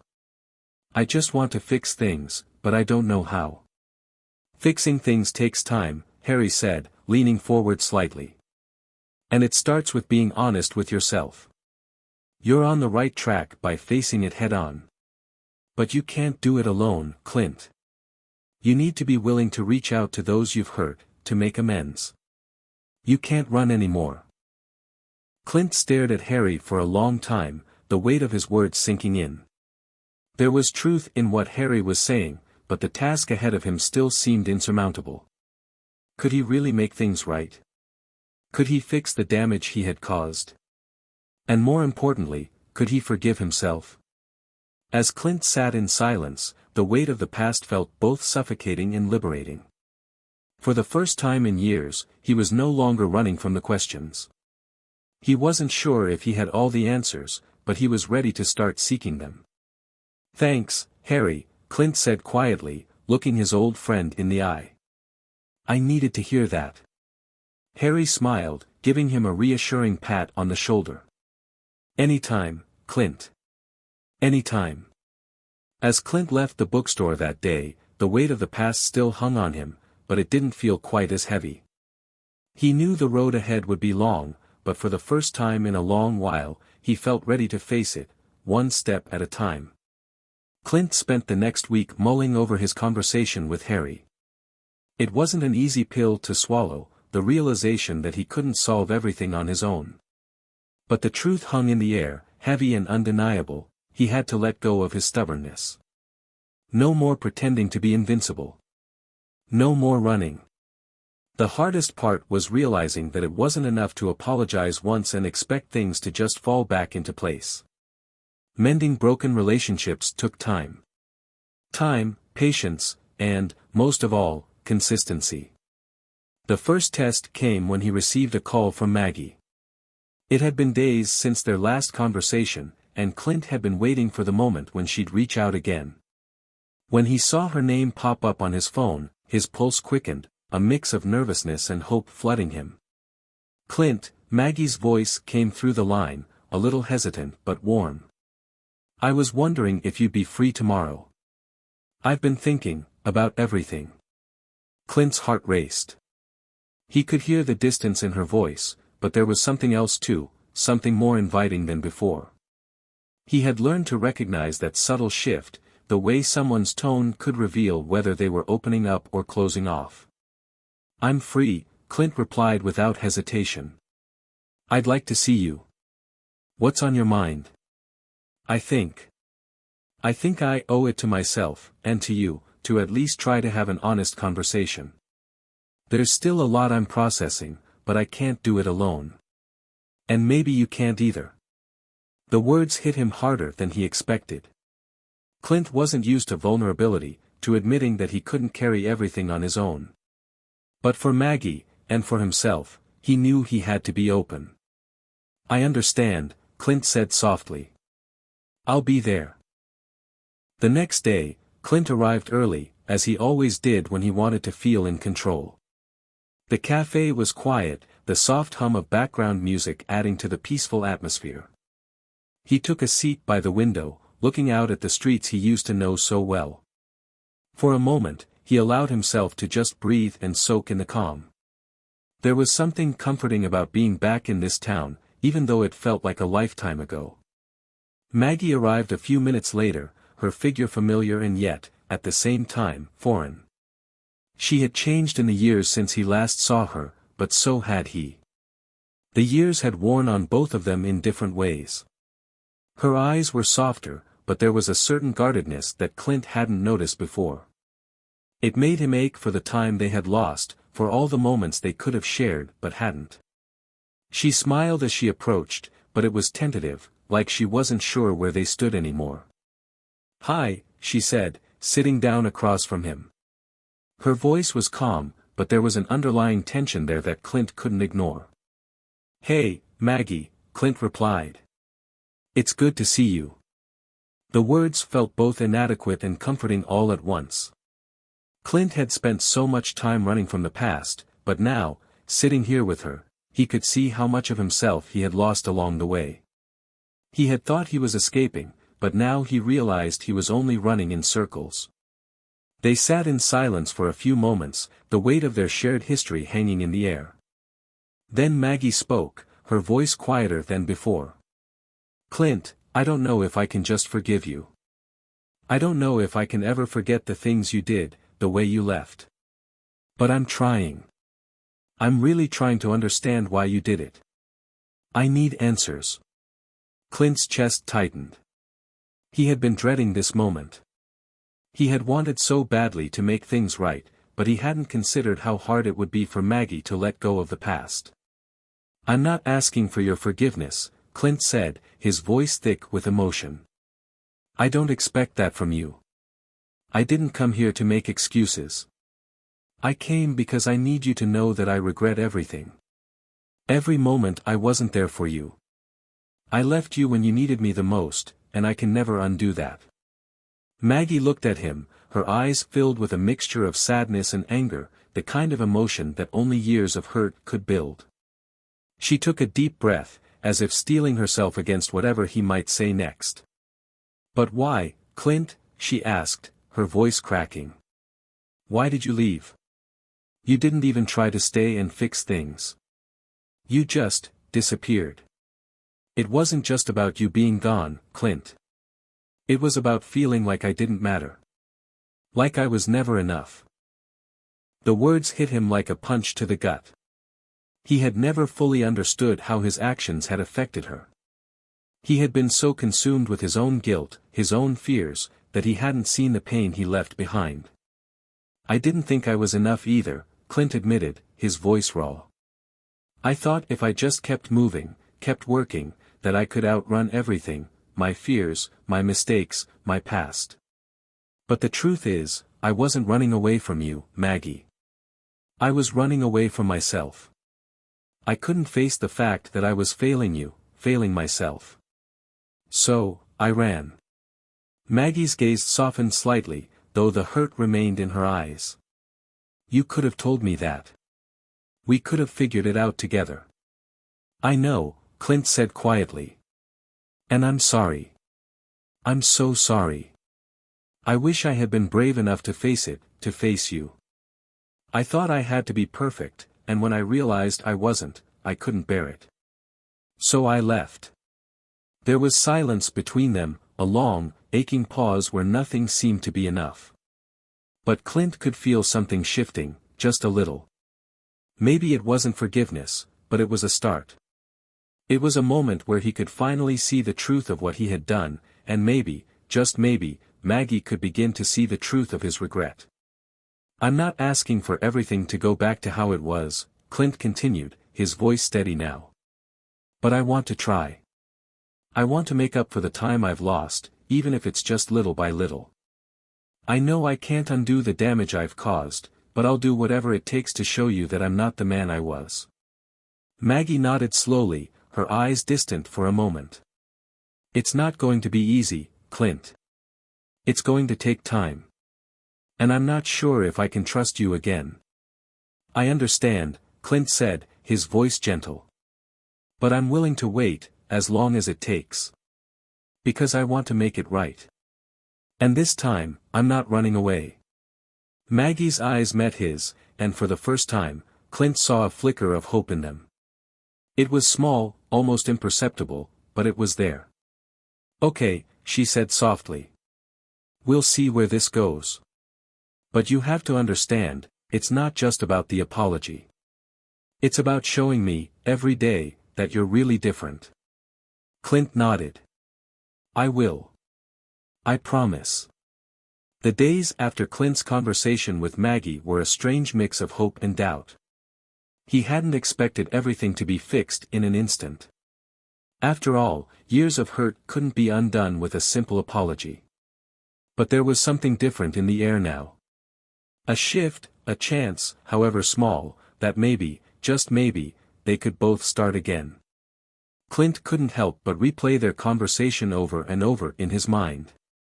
Maggie had been cautious, understandably so, but there was a part of him that believed her willingness to try meant they could make progress.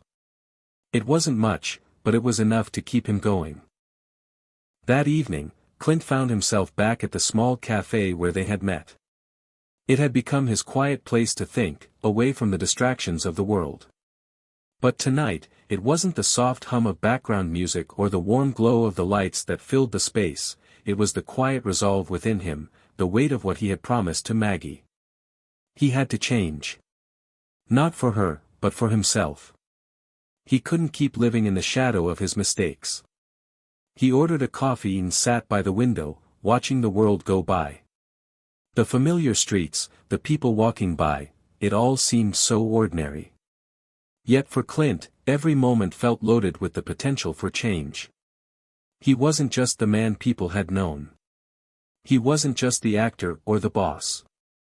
He was Clint, a man who had to reconcile with his past and build something new from the ashes.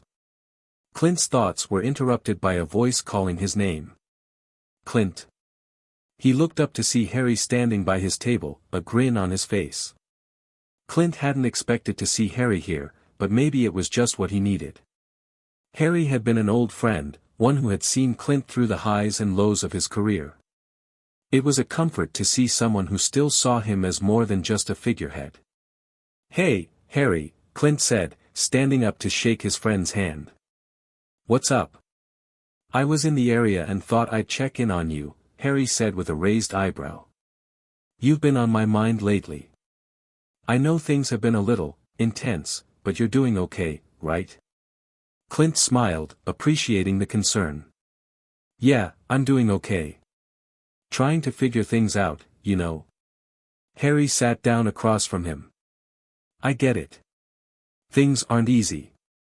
But you've been taking the right steps. You've been real with yourself, with Maggie. That's a good start." Clint nodded, but there was still that lingering uncertainty. "I don't know if I can make up for everything, Harry. I've hurt a lot of people along the way." "Clint," Harry said, his voice firm. "You can't change what's already happened, but you sure as hell can change how you move forward. You've always had the strength to do that, even if it takes time. And you're doing it now. Trust me." Clint sat back, absorbing Harry's words. He had always respected Harry's straightforwardness. It was a quality Clint had often admired in others, especially since he had grown so used to hiding behind his own walls. "I guess I'm just scared, you know," Clint admitted. "What if I'm not enough? What if I screw up again?" Harry's expression softened.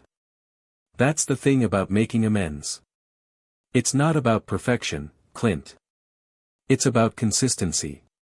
It's about showing up, day after day, and proving you're not who you were before. It's about being honest with yourself and with the people who matter to you. No one expects you to be perfect." Clint looked out the window for a moment, considering Harry's words. The weight of the past still lingered, but the idea of moving forward, of truly changing, was beginning to feel less impossible. "I'm scared, too," Clint said quietly. "But I have to try. I owe it to Maggie. And I owe it to myself." Harry gave him a reassuring smile.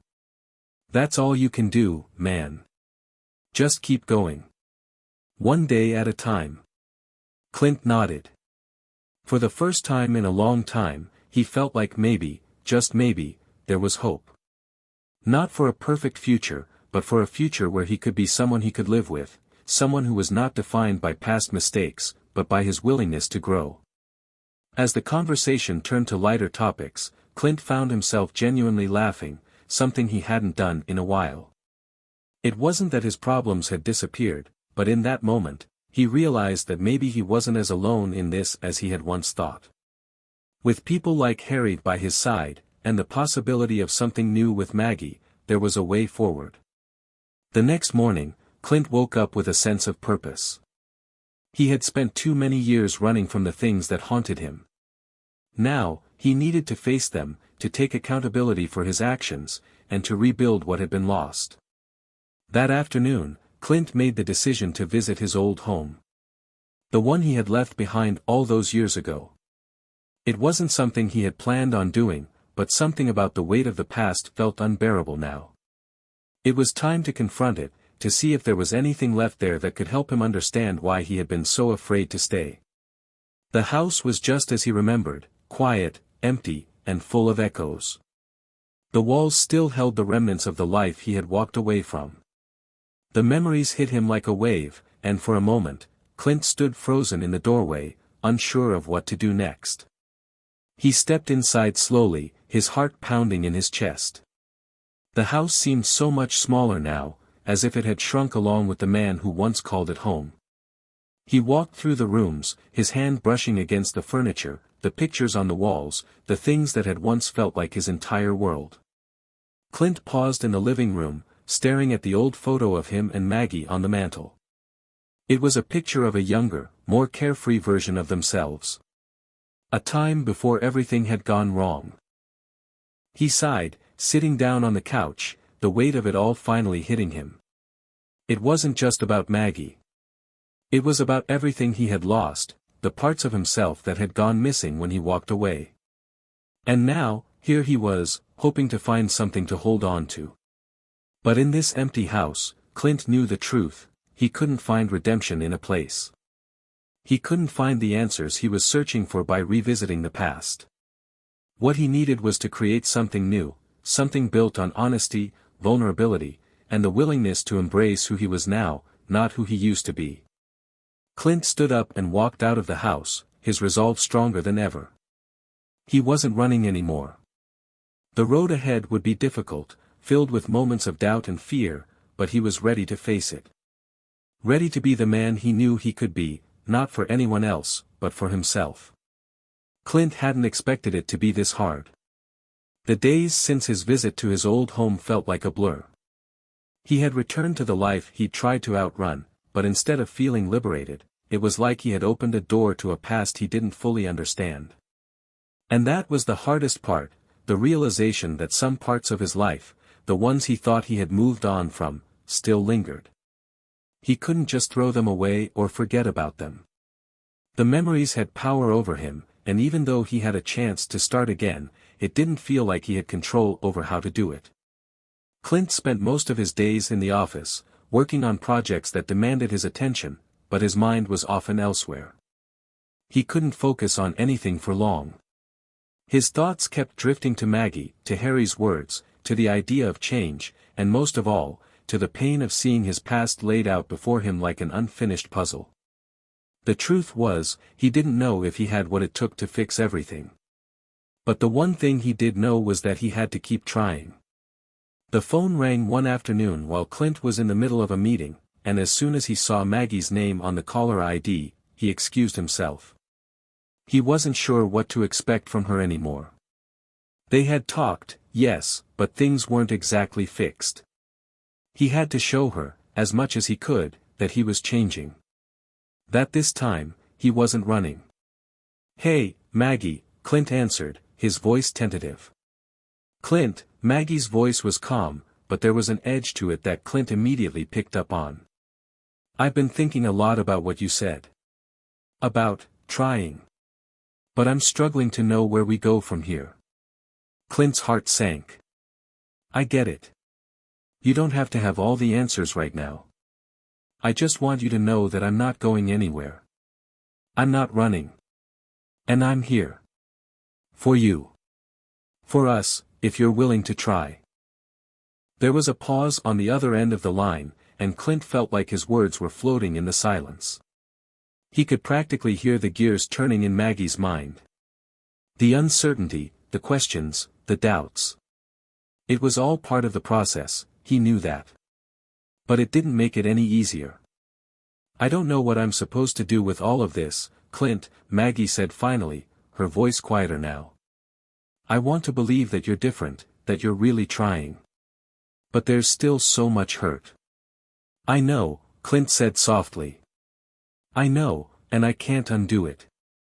I won't try to make you forget. But I'm here. And I'll show you, every day, that I'm not the man I was. I'll prove it to you. To both of us."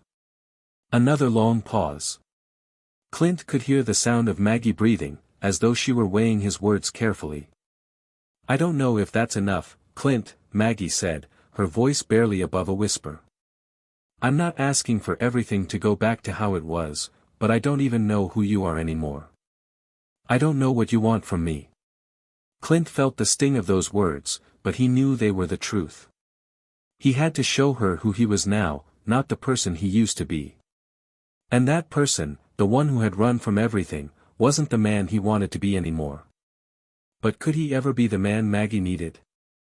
"I want to be the man you can trust again, Maggie," Clint said, his voice steady but full of emotion.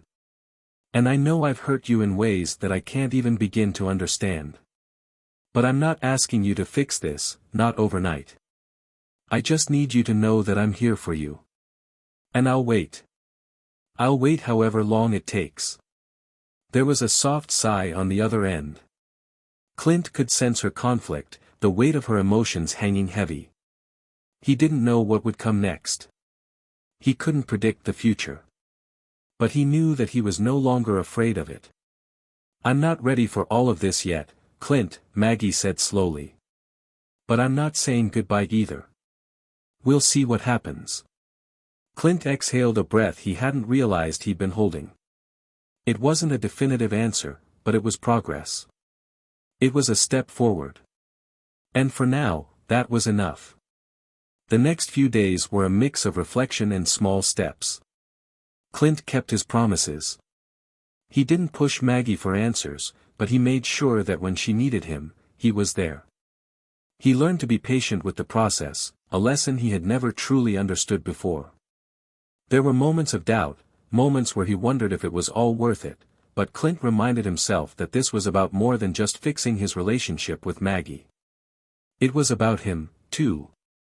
About changing for the better, not just for others, but for himself. One afternoon, Clint met up with Harry again.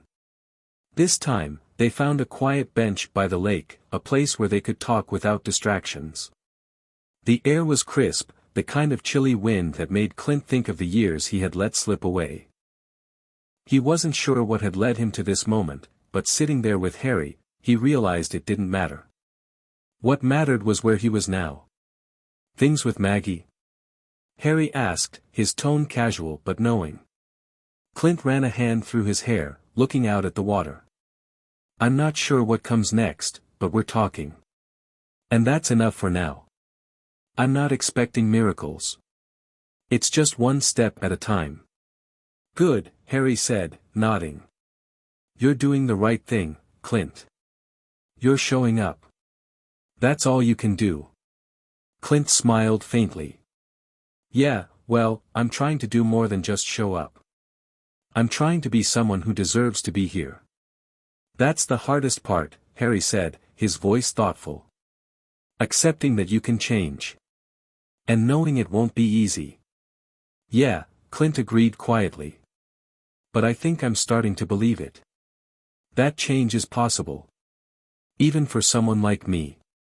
They sat in silence for a while, watching the sun sink low on the horizon. It was a beautiful sight, peaceful and full of potential. Clint could feel it, the weight of the past wasn't gone, but it was starting to feel lighter. It wasn't about forgetting what he had done or pretending it hadn't happened.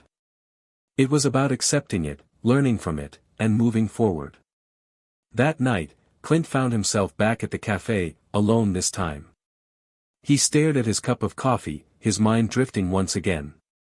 He had made progress, yes, but the road ahead was still long and uncertain. He didn't know what the future held, but he knew he had to keep walking it. And for the first time in a long time, Clint felt like maybe, just maybe, he could get it right. Clint woke up the next morning feeling a weight in his chest. The previous day's conversation with Maggie was still fresh in his mind, and the truth was, he didn't know where they stood anymore. But there was something else, something deeper, that had been nagging at him for a while. It wasn't just about Maggie anymore. Clint knew, deep down, that he had to face something far bigger than his fractured relationship. He had to face his own demons, the parts of himself that he had ignored, the parts of his past he had buried under layers of success and distractions. And if he truly wanted to change, he had to confront all of it. For the first time, Clint found himself at the crossroads of his own past, standing in front of memories he had long since tried to forget. His life had been a series of carefully constructed barriers to avoid the things that truly mattered. And now, as he sat alone in his apartment, he realized that the only way forward was through those barriers. The day dragged on in an agonizing slow burn. Clint had a meeting scheduled with some of his associates, but his mind wasn't fully there. His thoughts kept wandering to a time long before his career took off, the time when his life had been simpler, and he had been someone completely different. It had been years since he thought about the small town he grew up in, but suddenly, it seemed like that place was calling him. The old house he had left behind, the people he had distanced himself from, they were all pieces of the puzzle that he needed to put together. To truly understand why he had run, why he had built the walls he did, he had to go back to where it all began. The evening came too quickly, and Clint found himself standing in front of his closet, staring at his reflection in the mirror. Was he ready to face the past? Was he strong enough to go back to the roots of the man he used to be? With a deep breath, Clint made up his mind. He would return to the small town. He would visit the old house. It was time. The drive was long, taking Clint through winding roads and unfamiliar stretches of land that seemed far more expansive now than they had during his youth. As the miles ticked by, Clint's mind raced with memories, some bittersweet, others filled with regret. The man he had been seemed so far removed from the person he had become, and yet, there were traces of him everywhere. By the time Clint reached his hometown, it was late in the evening, and the streets were mostly empty. He drove past old shops and restaurants, some closed for good, others still holding on. It felt surreal, like stepping into a dream where everything was familiar but distorted. Clint pulled into the driveway of his childhood home, his heart pounding. The house was quiet, the windows dark, as though time had simply paused here. He sat there for a moment, collecting his thoughts, before getting out of the car and walking up to the front door. It was just as he remembered, the paint peeling in some places, the porch that creaked underfoot, the feeling of being trapped by the weight of nostalgia. He hadn't realized how much he had avoided this place until now, how much of himself he had hidden in order to keep moving forward. But Clint wasn't running anymore. He stepped inside, unlocking the door with a key that had long since gathered dust. The house was silent, the air heavy with memories. He wandered through the rooms, his footsteps echoing in the emptiness. Everything seemed smaller now. The living room where he had spent countless hours as a child felt cramped, the pictures on the walls now faded and worn. It was like walking through a different lifetime, a time when everything felt possible, but the pressure of expectations weighed heavily on him. As Clint wandered deeper into the house, he found himself in his old bedroom. The bed was gone, but the walls still held remnants of his youth, posters he had put up in his teenage years, a shelf filled with books he hadn't read in ages. There was a desk by the window, where he used to sit and dream about the future that felt so distant and unattainable back then. But now, here he was, staring at the version of himself that had once been so full of hope and ambition. Clint ran his hand over the surface of the desk, feeling the texture of the wood, and for the first time in a long time, he allowed himself to feel vulnerable. This was the man he used to be. The one who had so many dreams and so many fears. The one who had run away when life got hard. He sat down on the bed, his head in his hands, wrestling with the emotions that surfaced. The truth was, he had left because he was afraid. Afraid of failing, afraid of not measuring up to the expectations others had placed on him. He had chased success, but at the cost of everything that truly mattered. He had sacrificed relationships, his own peace of mind, and now, the very thing he had tried to outrun was right here, waiting for him to face it. The sound of a car pulling into the driveway broke Clint from his thoughts. He stood up quickly, wiping his eyes, and rushed to the window. Outside, standing by the gate, was someone he never thought he'd see again. It was his father. The reunion was not as Clint had imagined it. There was no embrace, no warm welcome, just two men standing awkwardly in front of each other, both unsure of how to bridge the gap that had formed between them. "Clint," his father said, his voice gruff, but not without a trace of emotion. "I didn't expect to see you here." Clint took a deep breath, stepping out onto the porch. "I wasn't sure I'd be back either." For a long moment, neither of them spoke. Clint had no idea what to say, but he knew this conversation was inevitable.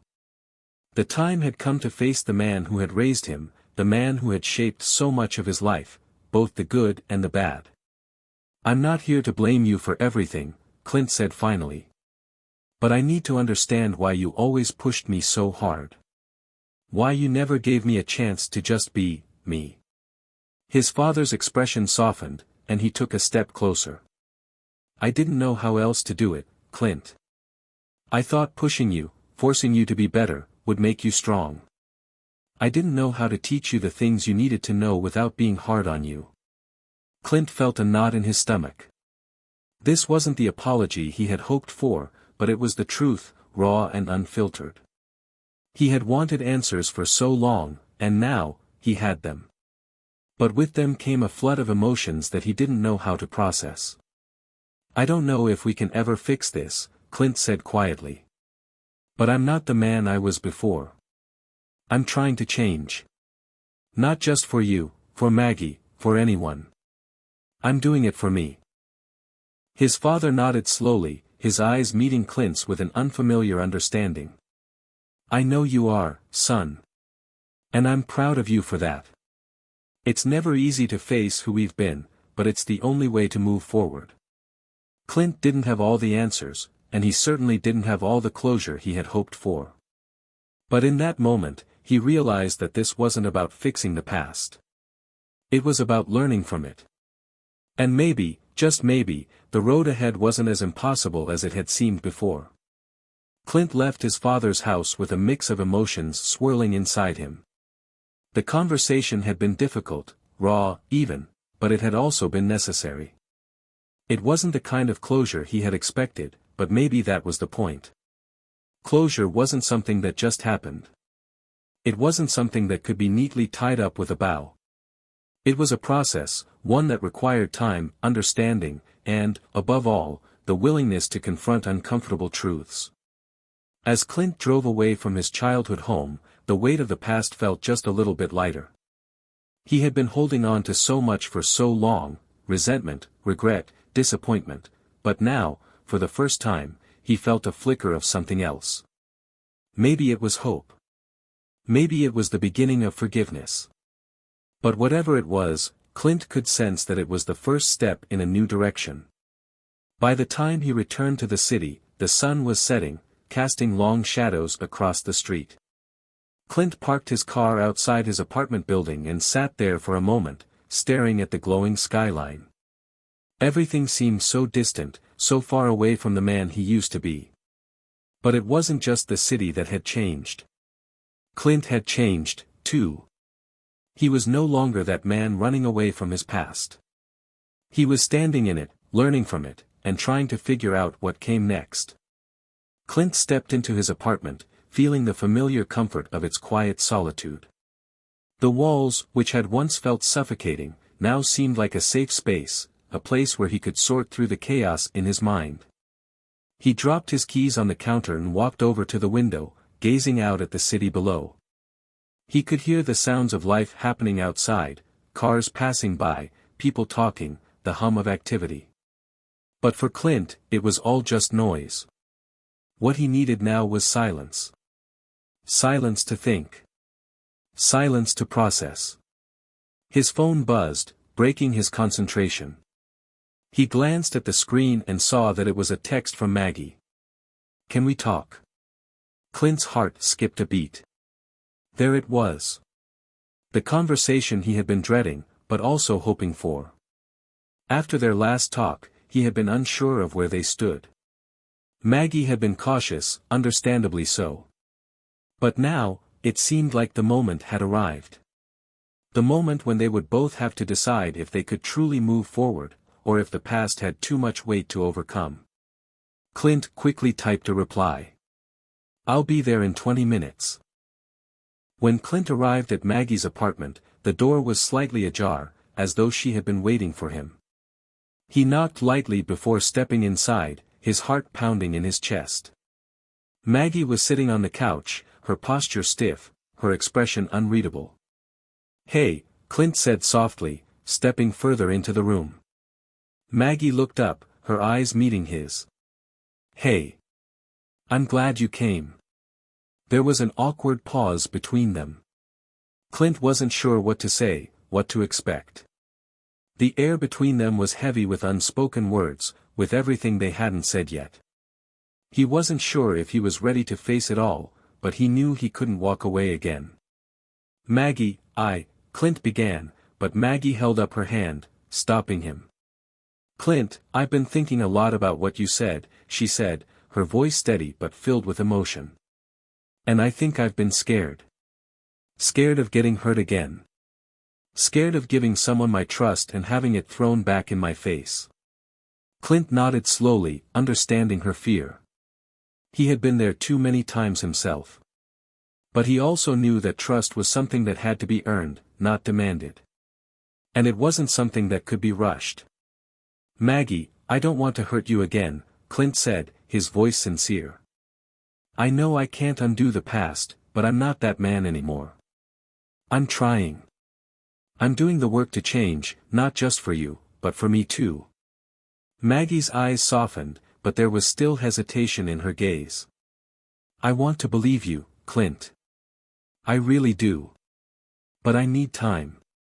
Time to see that this isn't just some fleeting thing. I need to know that you're really in this for the long haul. Clint felt a pang of frustration, but he didn't show it. He understood what Maggie was asking. Time. She needed time to heal, to see that he was truly committed. And for once, Clint was willing to give it to her. He had spent so many years running away from everything, avoiding the hard work that came with real relationships. But now, he knew that this was worth fighting for. I'll give you all the time you need, Clint said softly, his gaze never leaving hers. I'm not going anywhere, Maggie. I'm here, and I'll be here. I don't expect everything to be fixed overnight. But I'm not walking away this time. Maggie's lips trembled slightly as she let out a breath, as if she were releasing some of the tension that had been building inside her. I don't know what will happen, Clint, she said, her voice quieter now. But I'm willing to try. I'm willing to see where this goes. Clint felt a weight lift off his shoulders at her words. It wasn't a guarantee. It wasn't a promise. But it was a start. And for Clint, that was enough. I'm ready to try too, he said, his voice steady. I've never been more ready. Maggie stood up, walking over to where Clint was standing. For a moment, she didn't say anything. She simply reached out and placed her hand on his chest, feeling the steady beat of his heart beneath her palm. Clint looked down at her, his heart swelling with a mixture of relief and hope. We'll take it one day at a time, Maggie whispered. Clint nodded, his hand gently brushing her hair back. One day at a time. They stood there for a moment, both of them lost in the quiet understanding that had passed between them. It wasn't the dramatic reconciliation Clint had once imagined. It wasn't perfect. But it was real. And for the first time in a long time, Clint felt a sense of peace. Later that evening, Clint sat on his couch, reflecting on the conversation he'd just had with Maggie. They hadn't solved everything, but they had taken a step forward. It was a small step, but it was a step nonetheless. His phone buzzed again, and Clint glanced at it. This time, it was a message from Harry. You good? Clint smiled to himself, knowing Harry had been keeping tabs on him. Yeah, Clint typed back. I think I finally get it. I'm ready to do the work. A moment later, Harry replied. Good. Just don't forget to show up for yourself, too. The road ahead's not going to be easy. Clint sat back and stared at the message, the weight of Harry's words settling into his mind.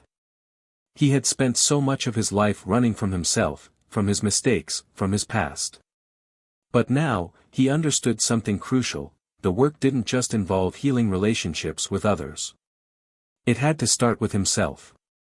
And Clint was finally ready to start that work. The days following Clint's conversation with Maggie were filled with a strange kind of calm. It wasn't the absence of problems, but the quiet acceptance that both of them had chosen to move forward, tentatively, but with purpose. Clint didn't know what would come of their relationship, but for the first time, he didn't feel the need to rush. The time and space they gave each other felt right. It was a new kind of peace, the kind that wasn't born out of avoiding conflict, but from embracing it, understanding it, and learning from it. Clint felt as though he was finally finding balance in a life that had once been all about extremes. Yet, despite this newfound tranquility, Clint knew that there was still much to be done. He had made progress, yes. He had faced his past. But he hadn't fully confronted the biggest challenge yet, his future. Clint sat at his desk one morning, staring out the window at the bustling city below. The noise from the street was muffled, but still present, a reminder that life was moving fast, whether he was ready for it or not. The work he had been putting off, the difficult, often frustrating, and introspective work of figuring out who he was beyond the walls he had built, was only beginning. He had taken the first step in reconciling his past, but now, he had to shape his future. And that wasn't something that could happen overnight. He glanced down at the papers in front of him. The company. His life's work. The business that had once defined him. But now, in the quiet of his apartment, with the weight of everything that had happened pressing on his shoulders, Clint felt a nagging doubt. Was this truly the life he had wanted? Or had he been so consumed with success, with proving himself, that he had lost sight of what really mattered? The question haunted him more and more these days. He had built this empire, but now, standing at the edge of it all, Clint couldn't help but wonder, was it enough? His phone rang, snapping him out of his thoughts. It was Harry. "Hey, you got a minute?" Harry's voice crackled through the line. "Yeah, what's up?" Clint replied, leaning back in his chair. "We need to talk about the company," Harry said, his tone more serious than Clint had expected. Clint's stomach tightened. He had been avoiding these conversations, not wanting to confront the reality of what was happening. But now, it seemed unavoidable. "I've been looking at the numbers," Harry continued. "And things aren't looking great. We're losing clients, and there's talk of downsizing. We need to figure out a strategy, and fast." Clint sighed, rubbing his temples. This wasn't what he needed right now. He had already dealt with so much, but the reality of the company's struggles hit him like a ton of bricks. The empire he had worked so hard to build was crumbling, and Clint didn't know how to stop it. "I'll be there in an hour," Clint said, his voice steady despite the unease creeping into his chest. "Let's figure this out." Clint arrived at the office, feeling the familiar weight of responsibility on his shoulders. Harry was already there, pacing around the conference room, his laptop open in front of him. "We're in a tough spot," Harry said, pausing to look at Clint. "We need to figure out what's next. Do we try to salvage what we've built? Or do we pivot and go in a new direction?" Clint sat down at the table, his mind racing. There was so much at stake, so many people depending on the decisions they made. But in that moment, as he stared at the numbers on the screen, something clicked. The answer wasn't just about salvaging the company. It was about deciding who he wanted to be, both as a leader and as a person. "We can't just keep pushing forward for the sake of it," Clint said, his voice filled with determination. "We need to do what's best, not just for the business, but for everyone involved. For me, for you, for the people who've trusted us to lead. It's time for a change." Harry nodded slowly, understanding what Clint meant. It wasn't just about profits or success, it was about integrity. It was about doing the right thing, even when it wasn't the easiest path. "I'll start reaching out to clients and see where we stand," Harry said. "But Clint, whatever we decide, it has to be a team effort. We can't do this alone." Clint agreed, but as he sat in the conference room, staring at the numbers on the screen, he knew there was something else at play here. This wasn't just about saving the company. This was about saving himself. That night, Clint couldn't sleep. The weight of the decision he had to make felt like a heavy burden, one that was nearly impossible to lift. He had spent so many years building this business, pouring his heart and soul into it, but now, the cracks were beginning to show. Was it worth it? Had he lost himself in the process? The next morning, Clint sat at the kitchen table, sipping his coffee. He hadn't had a moment of clarity yet, but something was beginning to stir inside him. Maybe it wasn't about choosing between the company and his personal life. Maybe it was about finding a balance between both, something that allowed him to stay true to his values, his passions, and the people he cared about. He grabbed his phone and dialed Maggie's number. The phone rang once, twice, and then she picked up. "Clint." Maggie's voice was soft but steady. "I need your advice," Clint said, his voice vulnerable. "I'm at a crossroads. I'm trying to figure out what's next. For the company, for me. I don't know which direction to go." Maggie was quiet for a moment, as though thinking carefully about what to say. "You've been through a lot of change, Clint," she finally said. "And I think you've learned that sometimes, you have to let go of things in order to grow. But that doesn't mean you have to abandon everything you've worked for. Maybe this is the moment where you get to redefine success, on your own terms." Clint felt a wave of gratitude wash over him.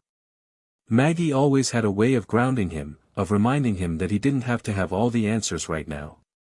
He could take his time. He could make choices that reflected who he was, not who he thought he should be. "Thanks, Maggie," Clint said, his voice filled with sincerity. "You don't know how much that helps." "I'm here, Clint." "You know that," Maggie replied. "We'll figure this out together."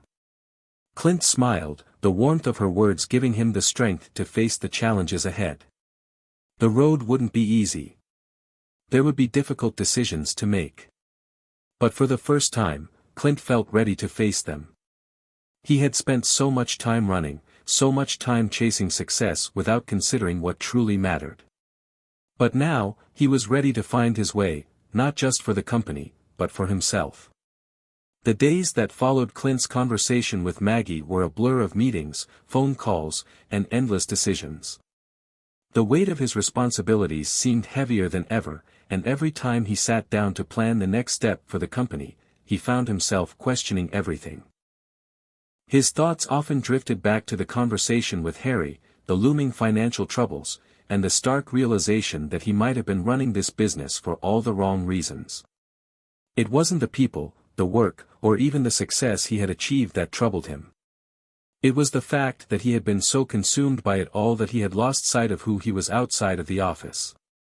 The company had become his identity, and in the process, he had distanced himself from everything that truly mattered, the relationships, the moments of joy, the things that made life meaningful. But now, with the situation pressing down on him from all sides, Clint knew that something had to change. He couldn't keep going like this. He couldn't keep pretending that everything was fine when he felt so lost. But admitting that meant facing the truth about the person he had become, and that was a reckoning he wasn't sure he was ready for. Clint arrived at the office early one morning, his mind already racing with the decisions he needed to make. He had called Harry earlier to schedule a meeting, and now, he was ready to face the consequences of their actions, or inaction. "Morning," Harry greeted as Clint stepped into the conference room. There was a somber tone in his voice, an edge of anxiety that Clint could sense even before he saw the numbers on the screen. The spreadsheet was open, filled with columns of red, indicating losses, debts, and diminishing returns. "We've got a problem," Harry said, looking at Clint. "It's getting worse. We're losing clients faster than we can gain new ones, and the investors are starting to pull back. If we don't make some drastic changes, we'll be out of business in a matter of months." Clint sat down, his gaze fixed on the screen. The numbers swam in front of him, but it wasn't the numbers that mattered anymore. It was the realization that he had driven the company to this point, that his obsession with success had led them all here. "I know," Clint said quietly. "I've been avoiding this conversation for a while. But it's time to face the music." Harry leaned forward, clearly frustrated. "Clint, we need a plan. And fast. We can't just keep hoping things will turn around on their own." Clint ran a hand through his hair. "I know. I've been so focused on this company, on keeping up appearances, that I've lost sight of the bigger picture. I've lost sight of what's really important." Harry looked at Clint, his expression softening. "What are you saying?" "I'm saying," Clint began, taking a deep breath, "that I've been running away from the things that matter most. I've spent all my time building this company, but I never stopped to ask myself why I was doing it. I never stopped to ask if it was worth it. Harry was silent for a moment, his brow furrowed as he processed Clint's words. Then, slowly, he spoke. So, what now? Are you telling me that you want to walk away from this? Clint shook his head. No, I'm not saying that. But I can't keep doing this alone. I've been so wrapped up in the idea of success that I forgot about the people who matter, like you, like Maggie, like the team. I can't fix this on my own. But if we're going to turn this around, we have to do it together. We need to make some hard choices. We need to decide what's really important. Harry stared at him for a long time, and then, with a sigh, he nodded. All right. So, let's fix this. Together. The next few weeks were a whirlwind of change. Clint and Harry worked around the clock, reaching out to clients, negotiating new deals, and restructuring the company in ways that were both painful and necessary. There were moments when Clint felt like he was drowning, but each time he felt the weight of the world on his shoulders, he remembered what Maggie had said, that sometimes, you had to let go of things in order to grow. Clint let go of his old expectations. He let go of the need to control everything. He let go of the pride that had kept him from asking for help. And in doing so, he found himself. He wasn't just the CEO of a company anymore. He was a man trying to rebuild, to understand what really mattered. And that process wasn't easy. It was messy. There were setbacks. There were moments when Clint doubted himself, when he felt like giving up. But with each passing day, he started to see a glimmer of hope, a sense that the road ahead might not be as impossible as he had once thought. Through the challenges, Clint began to rebuild his relationships, both with his colleagues and with himself. He reached out to Maggie more often, sharing his struggles and his victories, no matter how small. They both knew that things weren't perfect, but they were both willing to put in the effort to make it work. One evening, as Clint sat on the balcony of his apartment, looking out at the city below, he realized how much he had changed. The city that had once felt so overwhelming now felt like a place full of possibility. And for the first time in a long time, Clint felt ready to face the future, no matter what it held. His phone buzzed in his pocket, pulling him out of his thoughts. He pulled it out and saw that it was a text from Harry. We've made progress. It's not perfect, but we're turning a corner. Clint smiled, the weight in his chest easing. There was still work to be done, but it was the kind of work that Clint was finally ready to embrace, not because he had to, but because he wanted to. That night, Clint met Maggie for dinner at a small, quiet restaurant. It was the first time they had spent time together without the pressure of the world hanging over them. As they ate and talked, Clint realized that this was what he had been searching for all along: connection, understanding, and a sense of peace. As they finished their meal, Maggie looked at Clint, her eyes soft. How are you feeling? Clint took a deep breath and smiled. For the first time in a long time, I feel like I'm exactly where I'm supposed to be. Maggie smiled back. I'm glad. I think you're finally seeing what I've seen all along. Clint reached across the table, taking her hand. It's been a long road, but I think I'm finally starting to understand what really matters. The weeks following Clint's decision to transform both his company and his personal life were a whirlwind of action, yet there was a quiet confidence in the air. The battle wasn't over, but Clint felt the weight of his past decisions less heavy. The choices he had made were beginning to show results, not just in the business but in how he viewed the world around him. The company had started to stabilize. Though there were still challenges to face, they had forged new partnerships, salvaged relationships with key clients, and laid out a more sustainable business model. Every small victory felt monumental because Clint knew how hard it had been to get here. He wasn't just turning a company around, he was rediscovering himself in the process. And it wasn't just about the company. His personal life, too, was shifting in ways he hadn't anticipated. With Maggie, Clint had finally started to embrace vulnerability, realizing that he didn't need to carry the burden of everything on his own. They spent more time together, shared more laughs, and began to imagine a future not so shaped by expectations, but by what truly brought them happiness. But even as things seemed to improve, Clint knew that change wasn't always linear. There were still moments of doubt, times when he wondered if he was doing the right thing, if he was truly becoming the man he wanted to be. One evening, Clint stood by the window of his apartment, looking out at the city skyline. The lights twinkled in the distance, and for the first time in ages, Clint didn't feel like a prisoner to them. The city had once been his battleground. Now, it felt like a place of opportunity. His phone buzzed on the kitchen counter, pulling him from his thoughts. It was a text from Harry. "We've got another round of negotiations tomorrow. Let's make it count." Clint smiled to himself. This was the part of the journey he had avoided for so long, the hard work, the persistence. But now, he was ready for it. The next day, Clint and Harry met with a group of investors. The tension in the room was palpable as they went over the terms, the numbers, and the future of the company. Clint could feel the weight of their scrutiny, but instead of feeling overwhelmed, he felt a strange calm. This wasn't just about the money or the deals, it was about demonstrating the changes they had made and proving that they were in control of their own future. "Clint, we've seen the progress," one of the investors said, his voice measured. "But what guarantees do you have that you can continue this momentum?" Clint took a deep breath, leaning forward. He could feel his heart pounding in his chest, but his mind was clear. This was the moment he had been waiting for. "We've made mistakes," Clint said. "I've made mistakes. But we've learned from them. We've refocused on what matters, the people we serve, the integrity we uphold, and the long-term vision we've set. We're not just looking for short-term success. We're building something that will last." Harry nodded in agreement. "We're not here to just keep the lights on.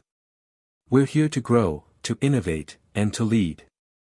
This isn't about fixing what's broken, it's about embracing what's possible." The investors exchanged glances, and for a moment, Clint wasn't sure what the outcome would be. But then, one of them spoke again. "We like what we're hearing. We're willing to invest in your vision, Clint. But we need your commitment. The changes need to be real, and they need to stick." Clint smiled, feeling a weight lift off his shoulders. "You have my word. We're in this for the long haul." The deal was made. The future of the company had been secured. Clint felt the satisfaction of knowing that they had overcome one of their biggest hurdles, but more than that, he felt a sense of relief. For the first time in a long time, he didn't feel like he was running from anything. He was running towards something better. Later that evening, Clint sat at a small cafe with Maggie, the sounds of the bustling city around them.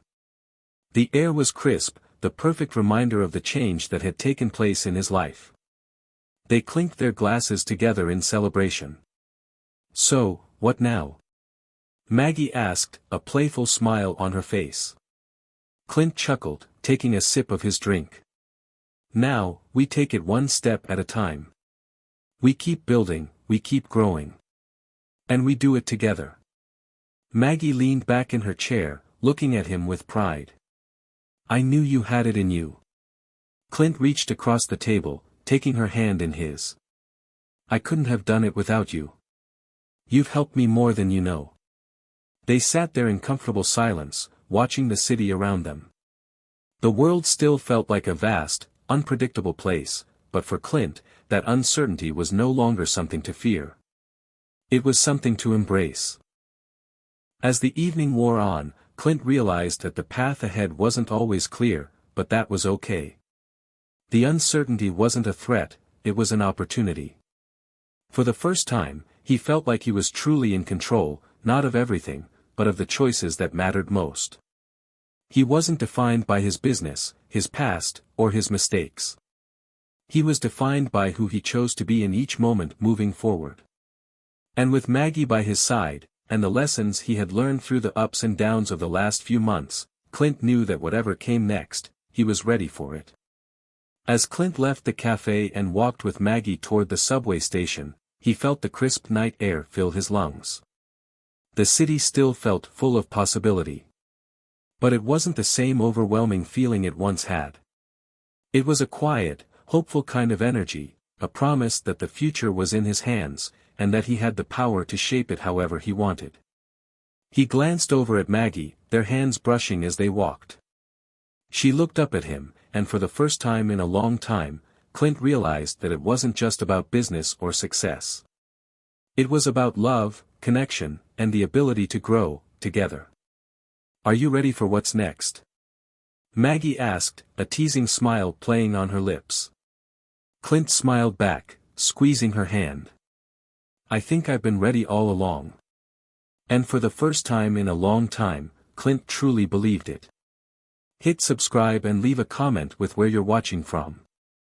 This story might just spark a new beginning. What's one thing that always pushes you forward, even when things get tough?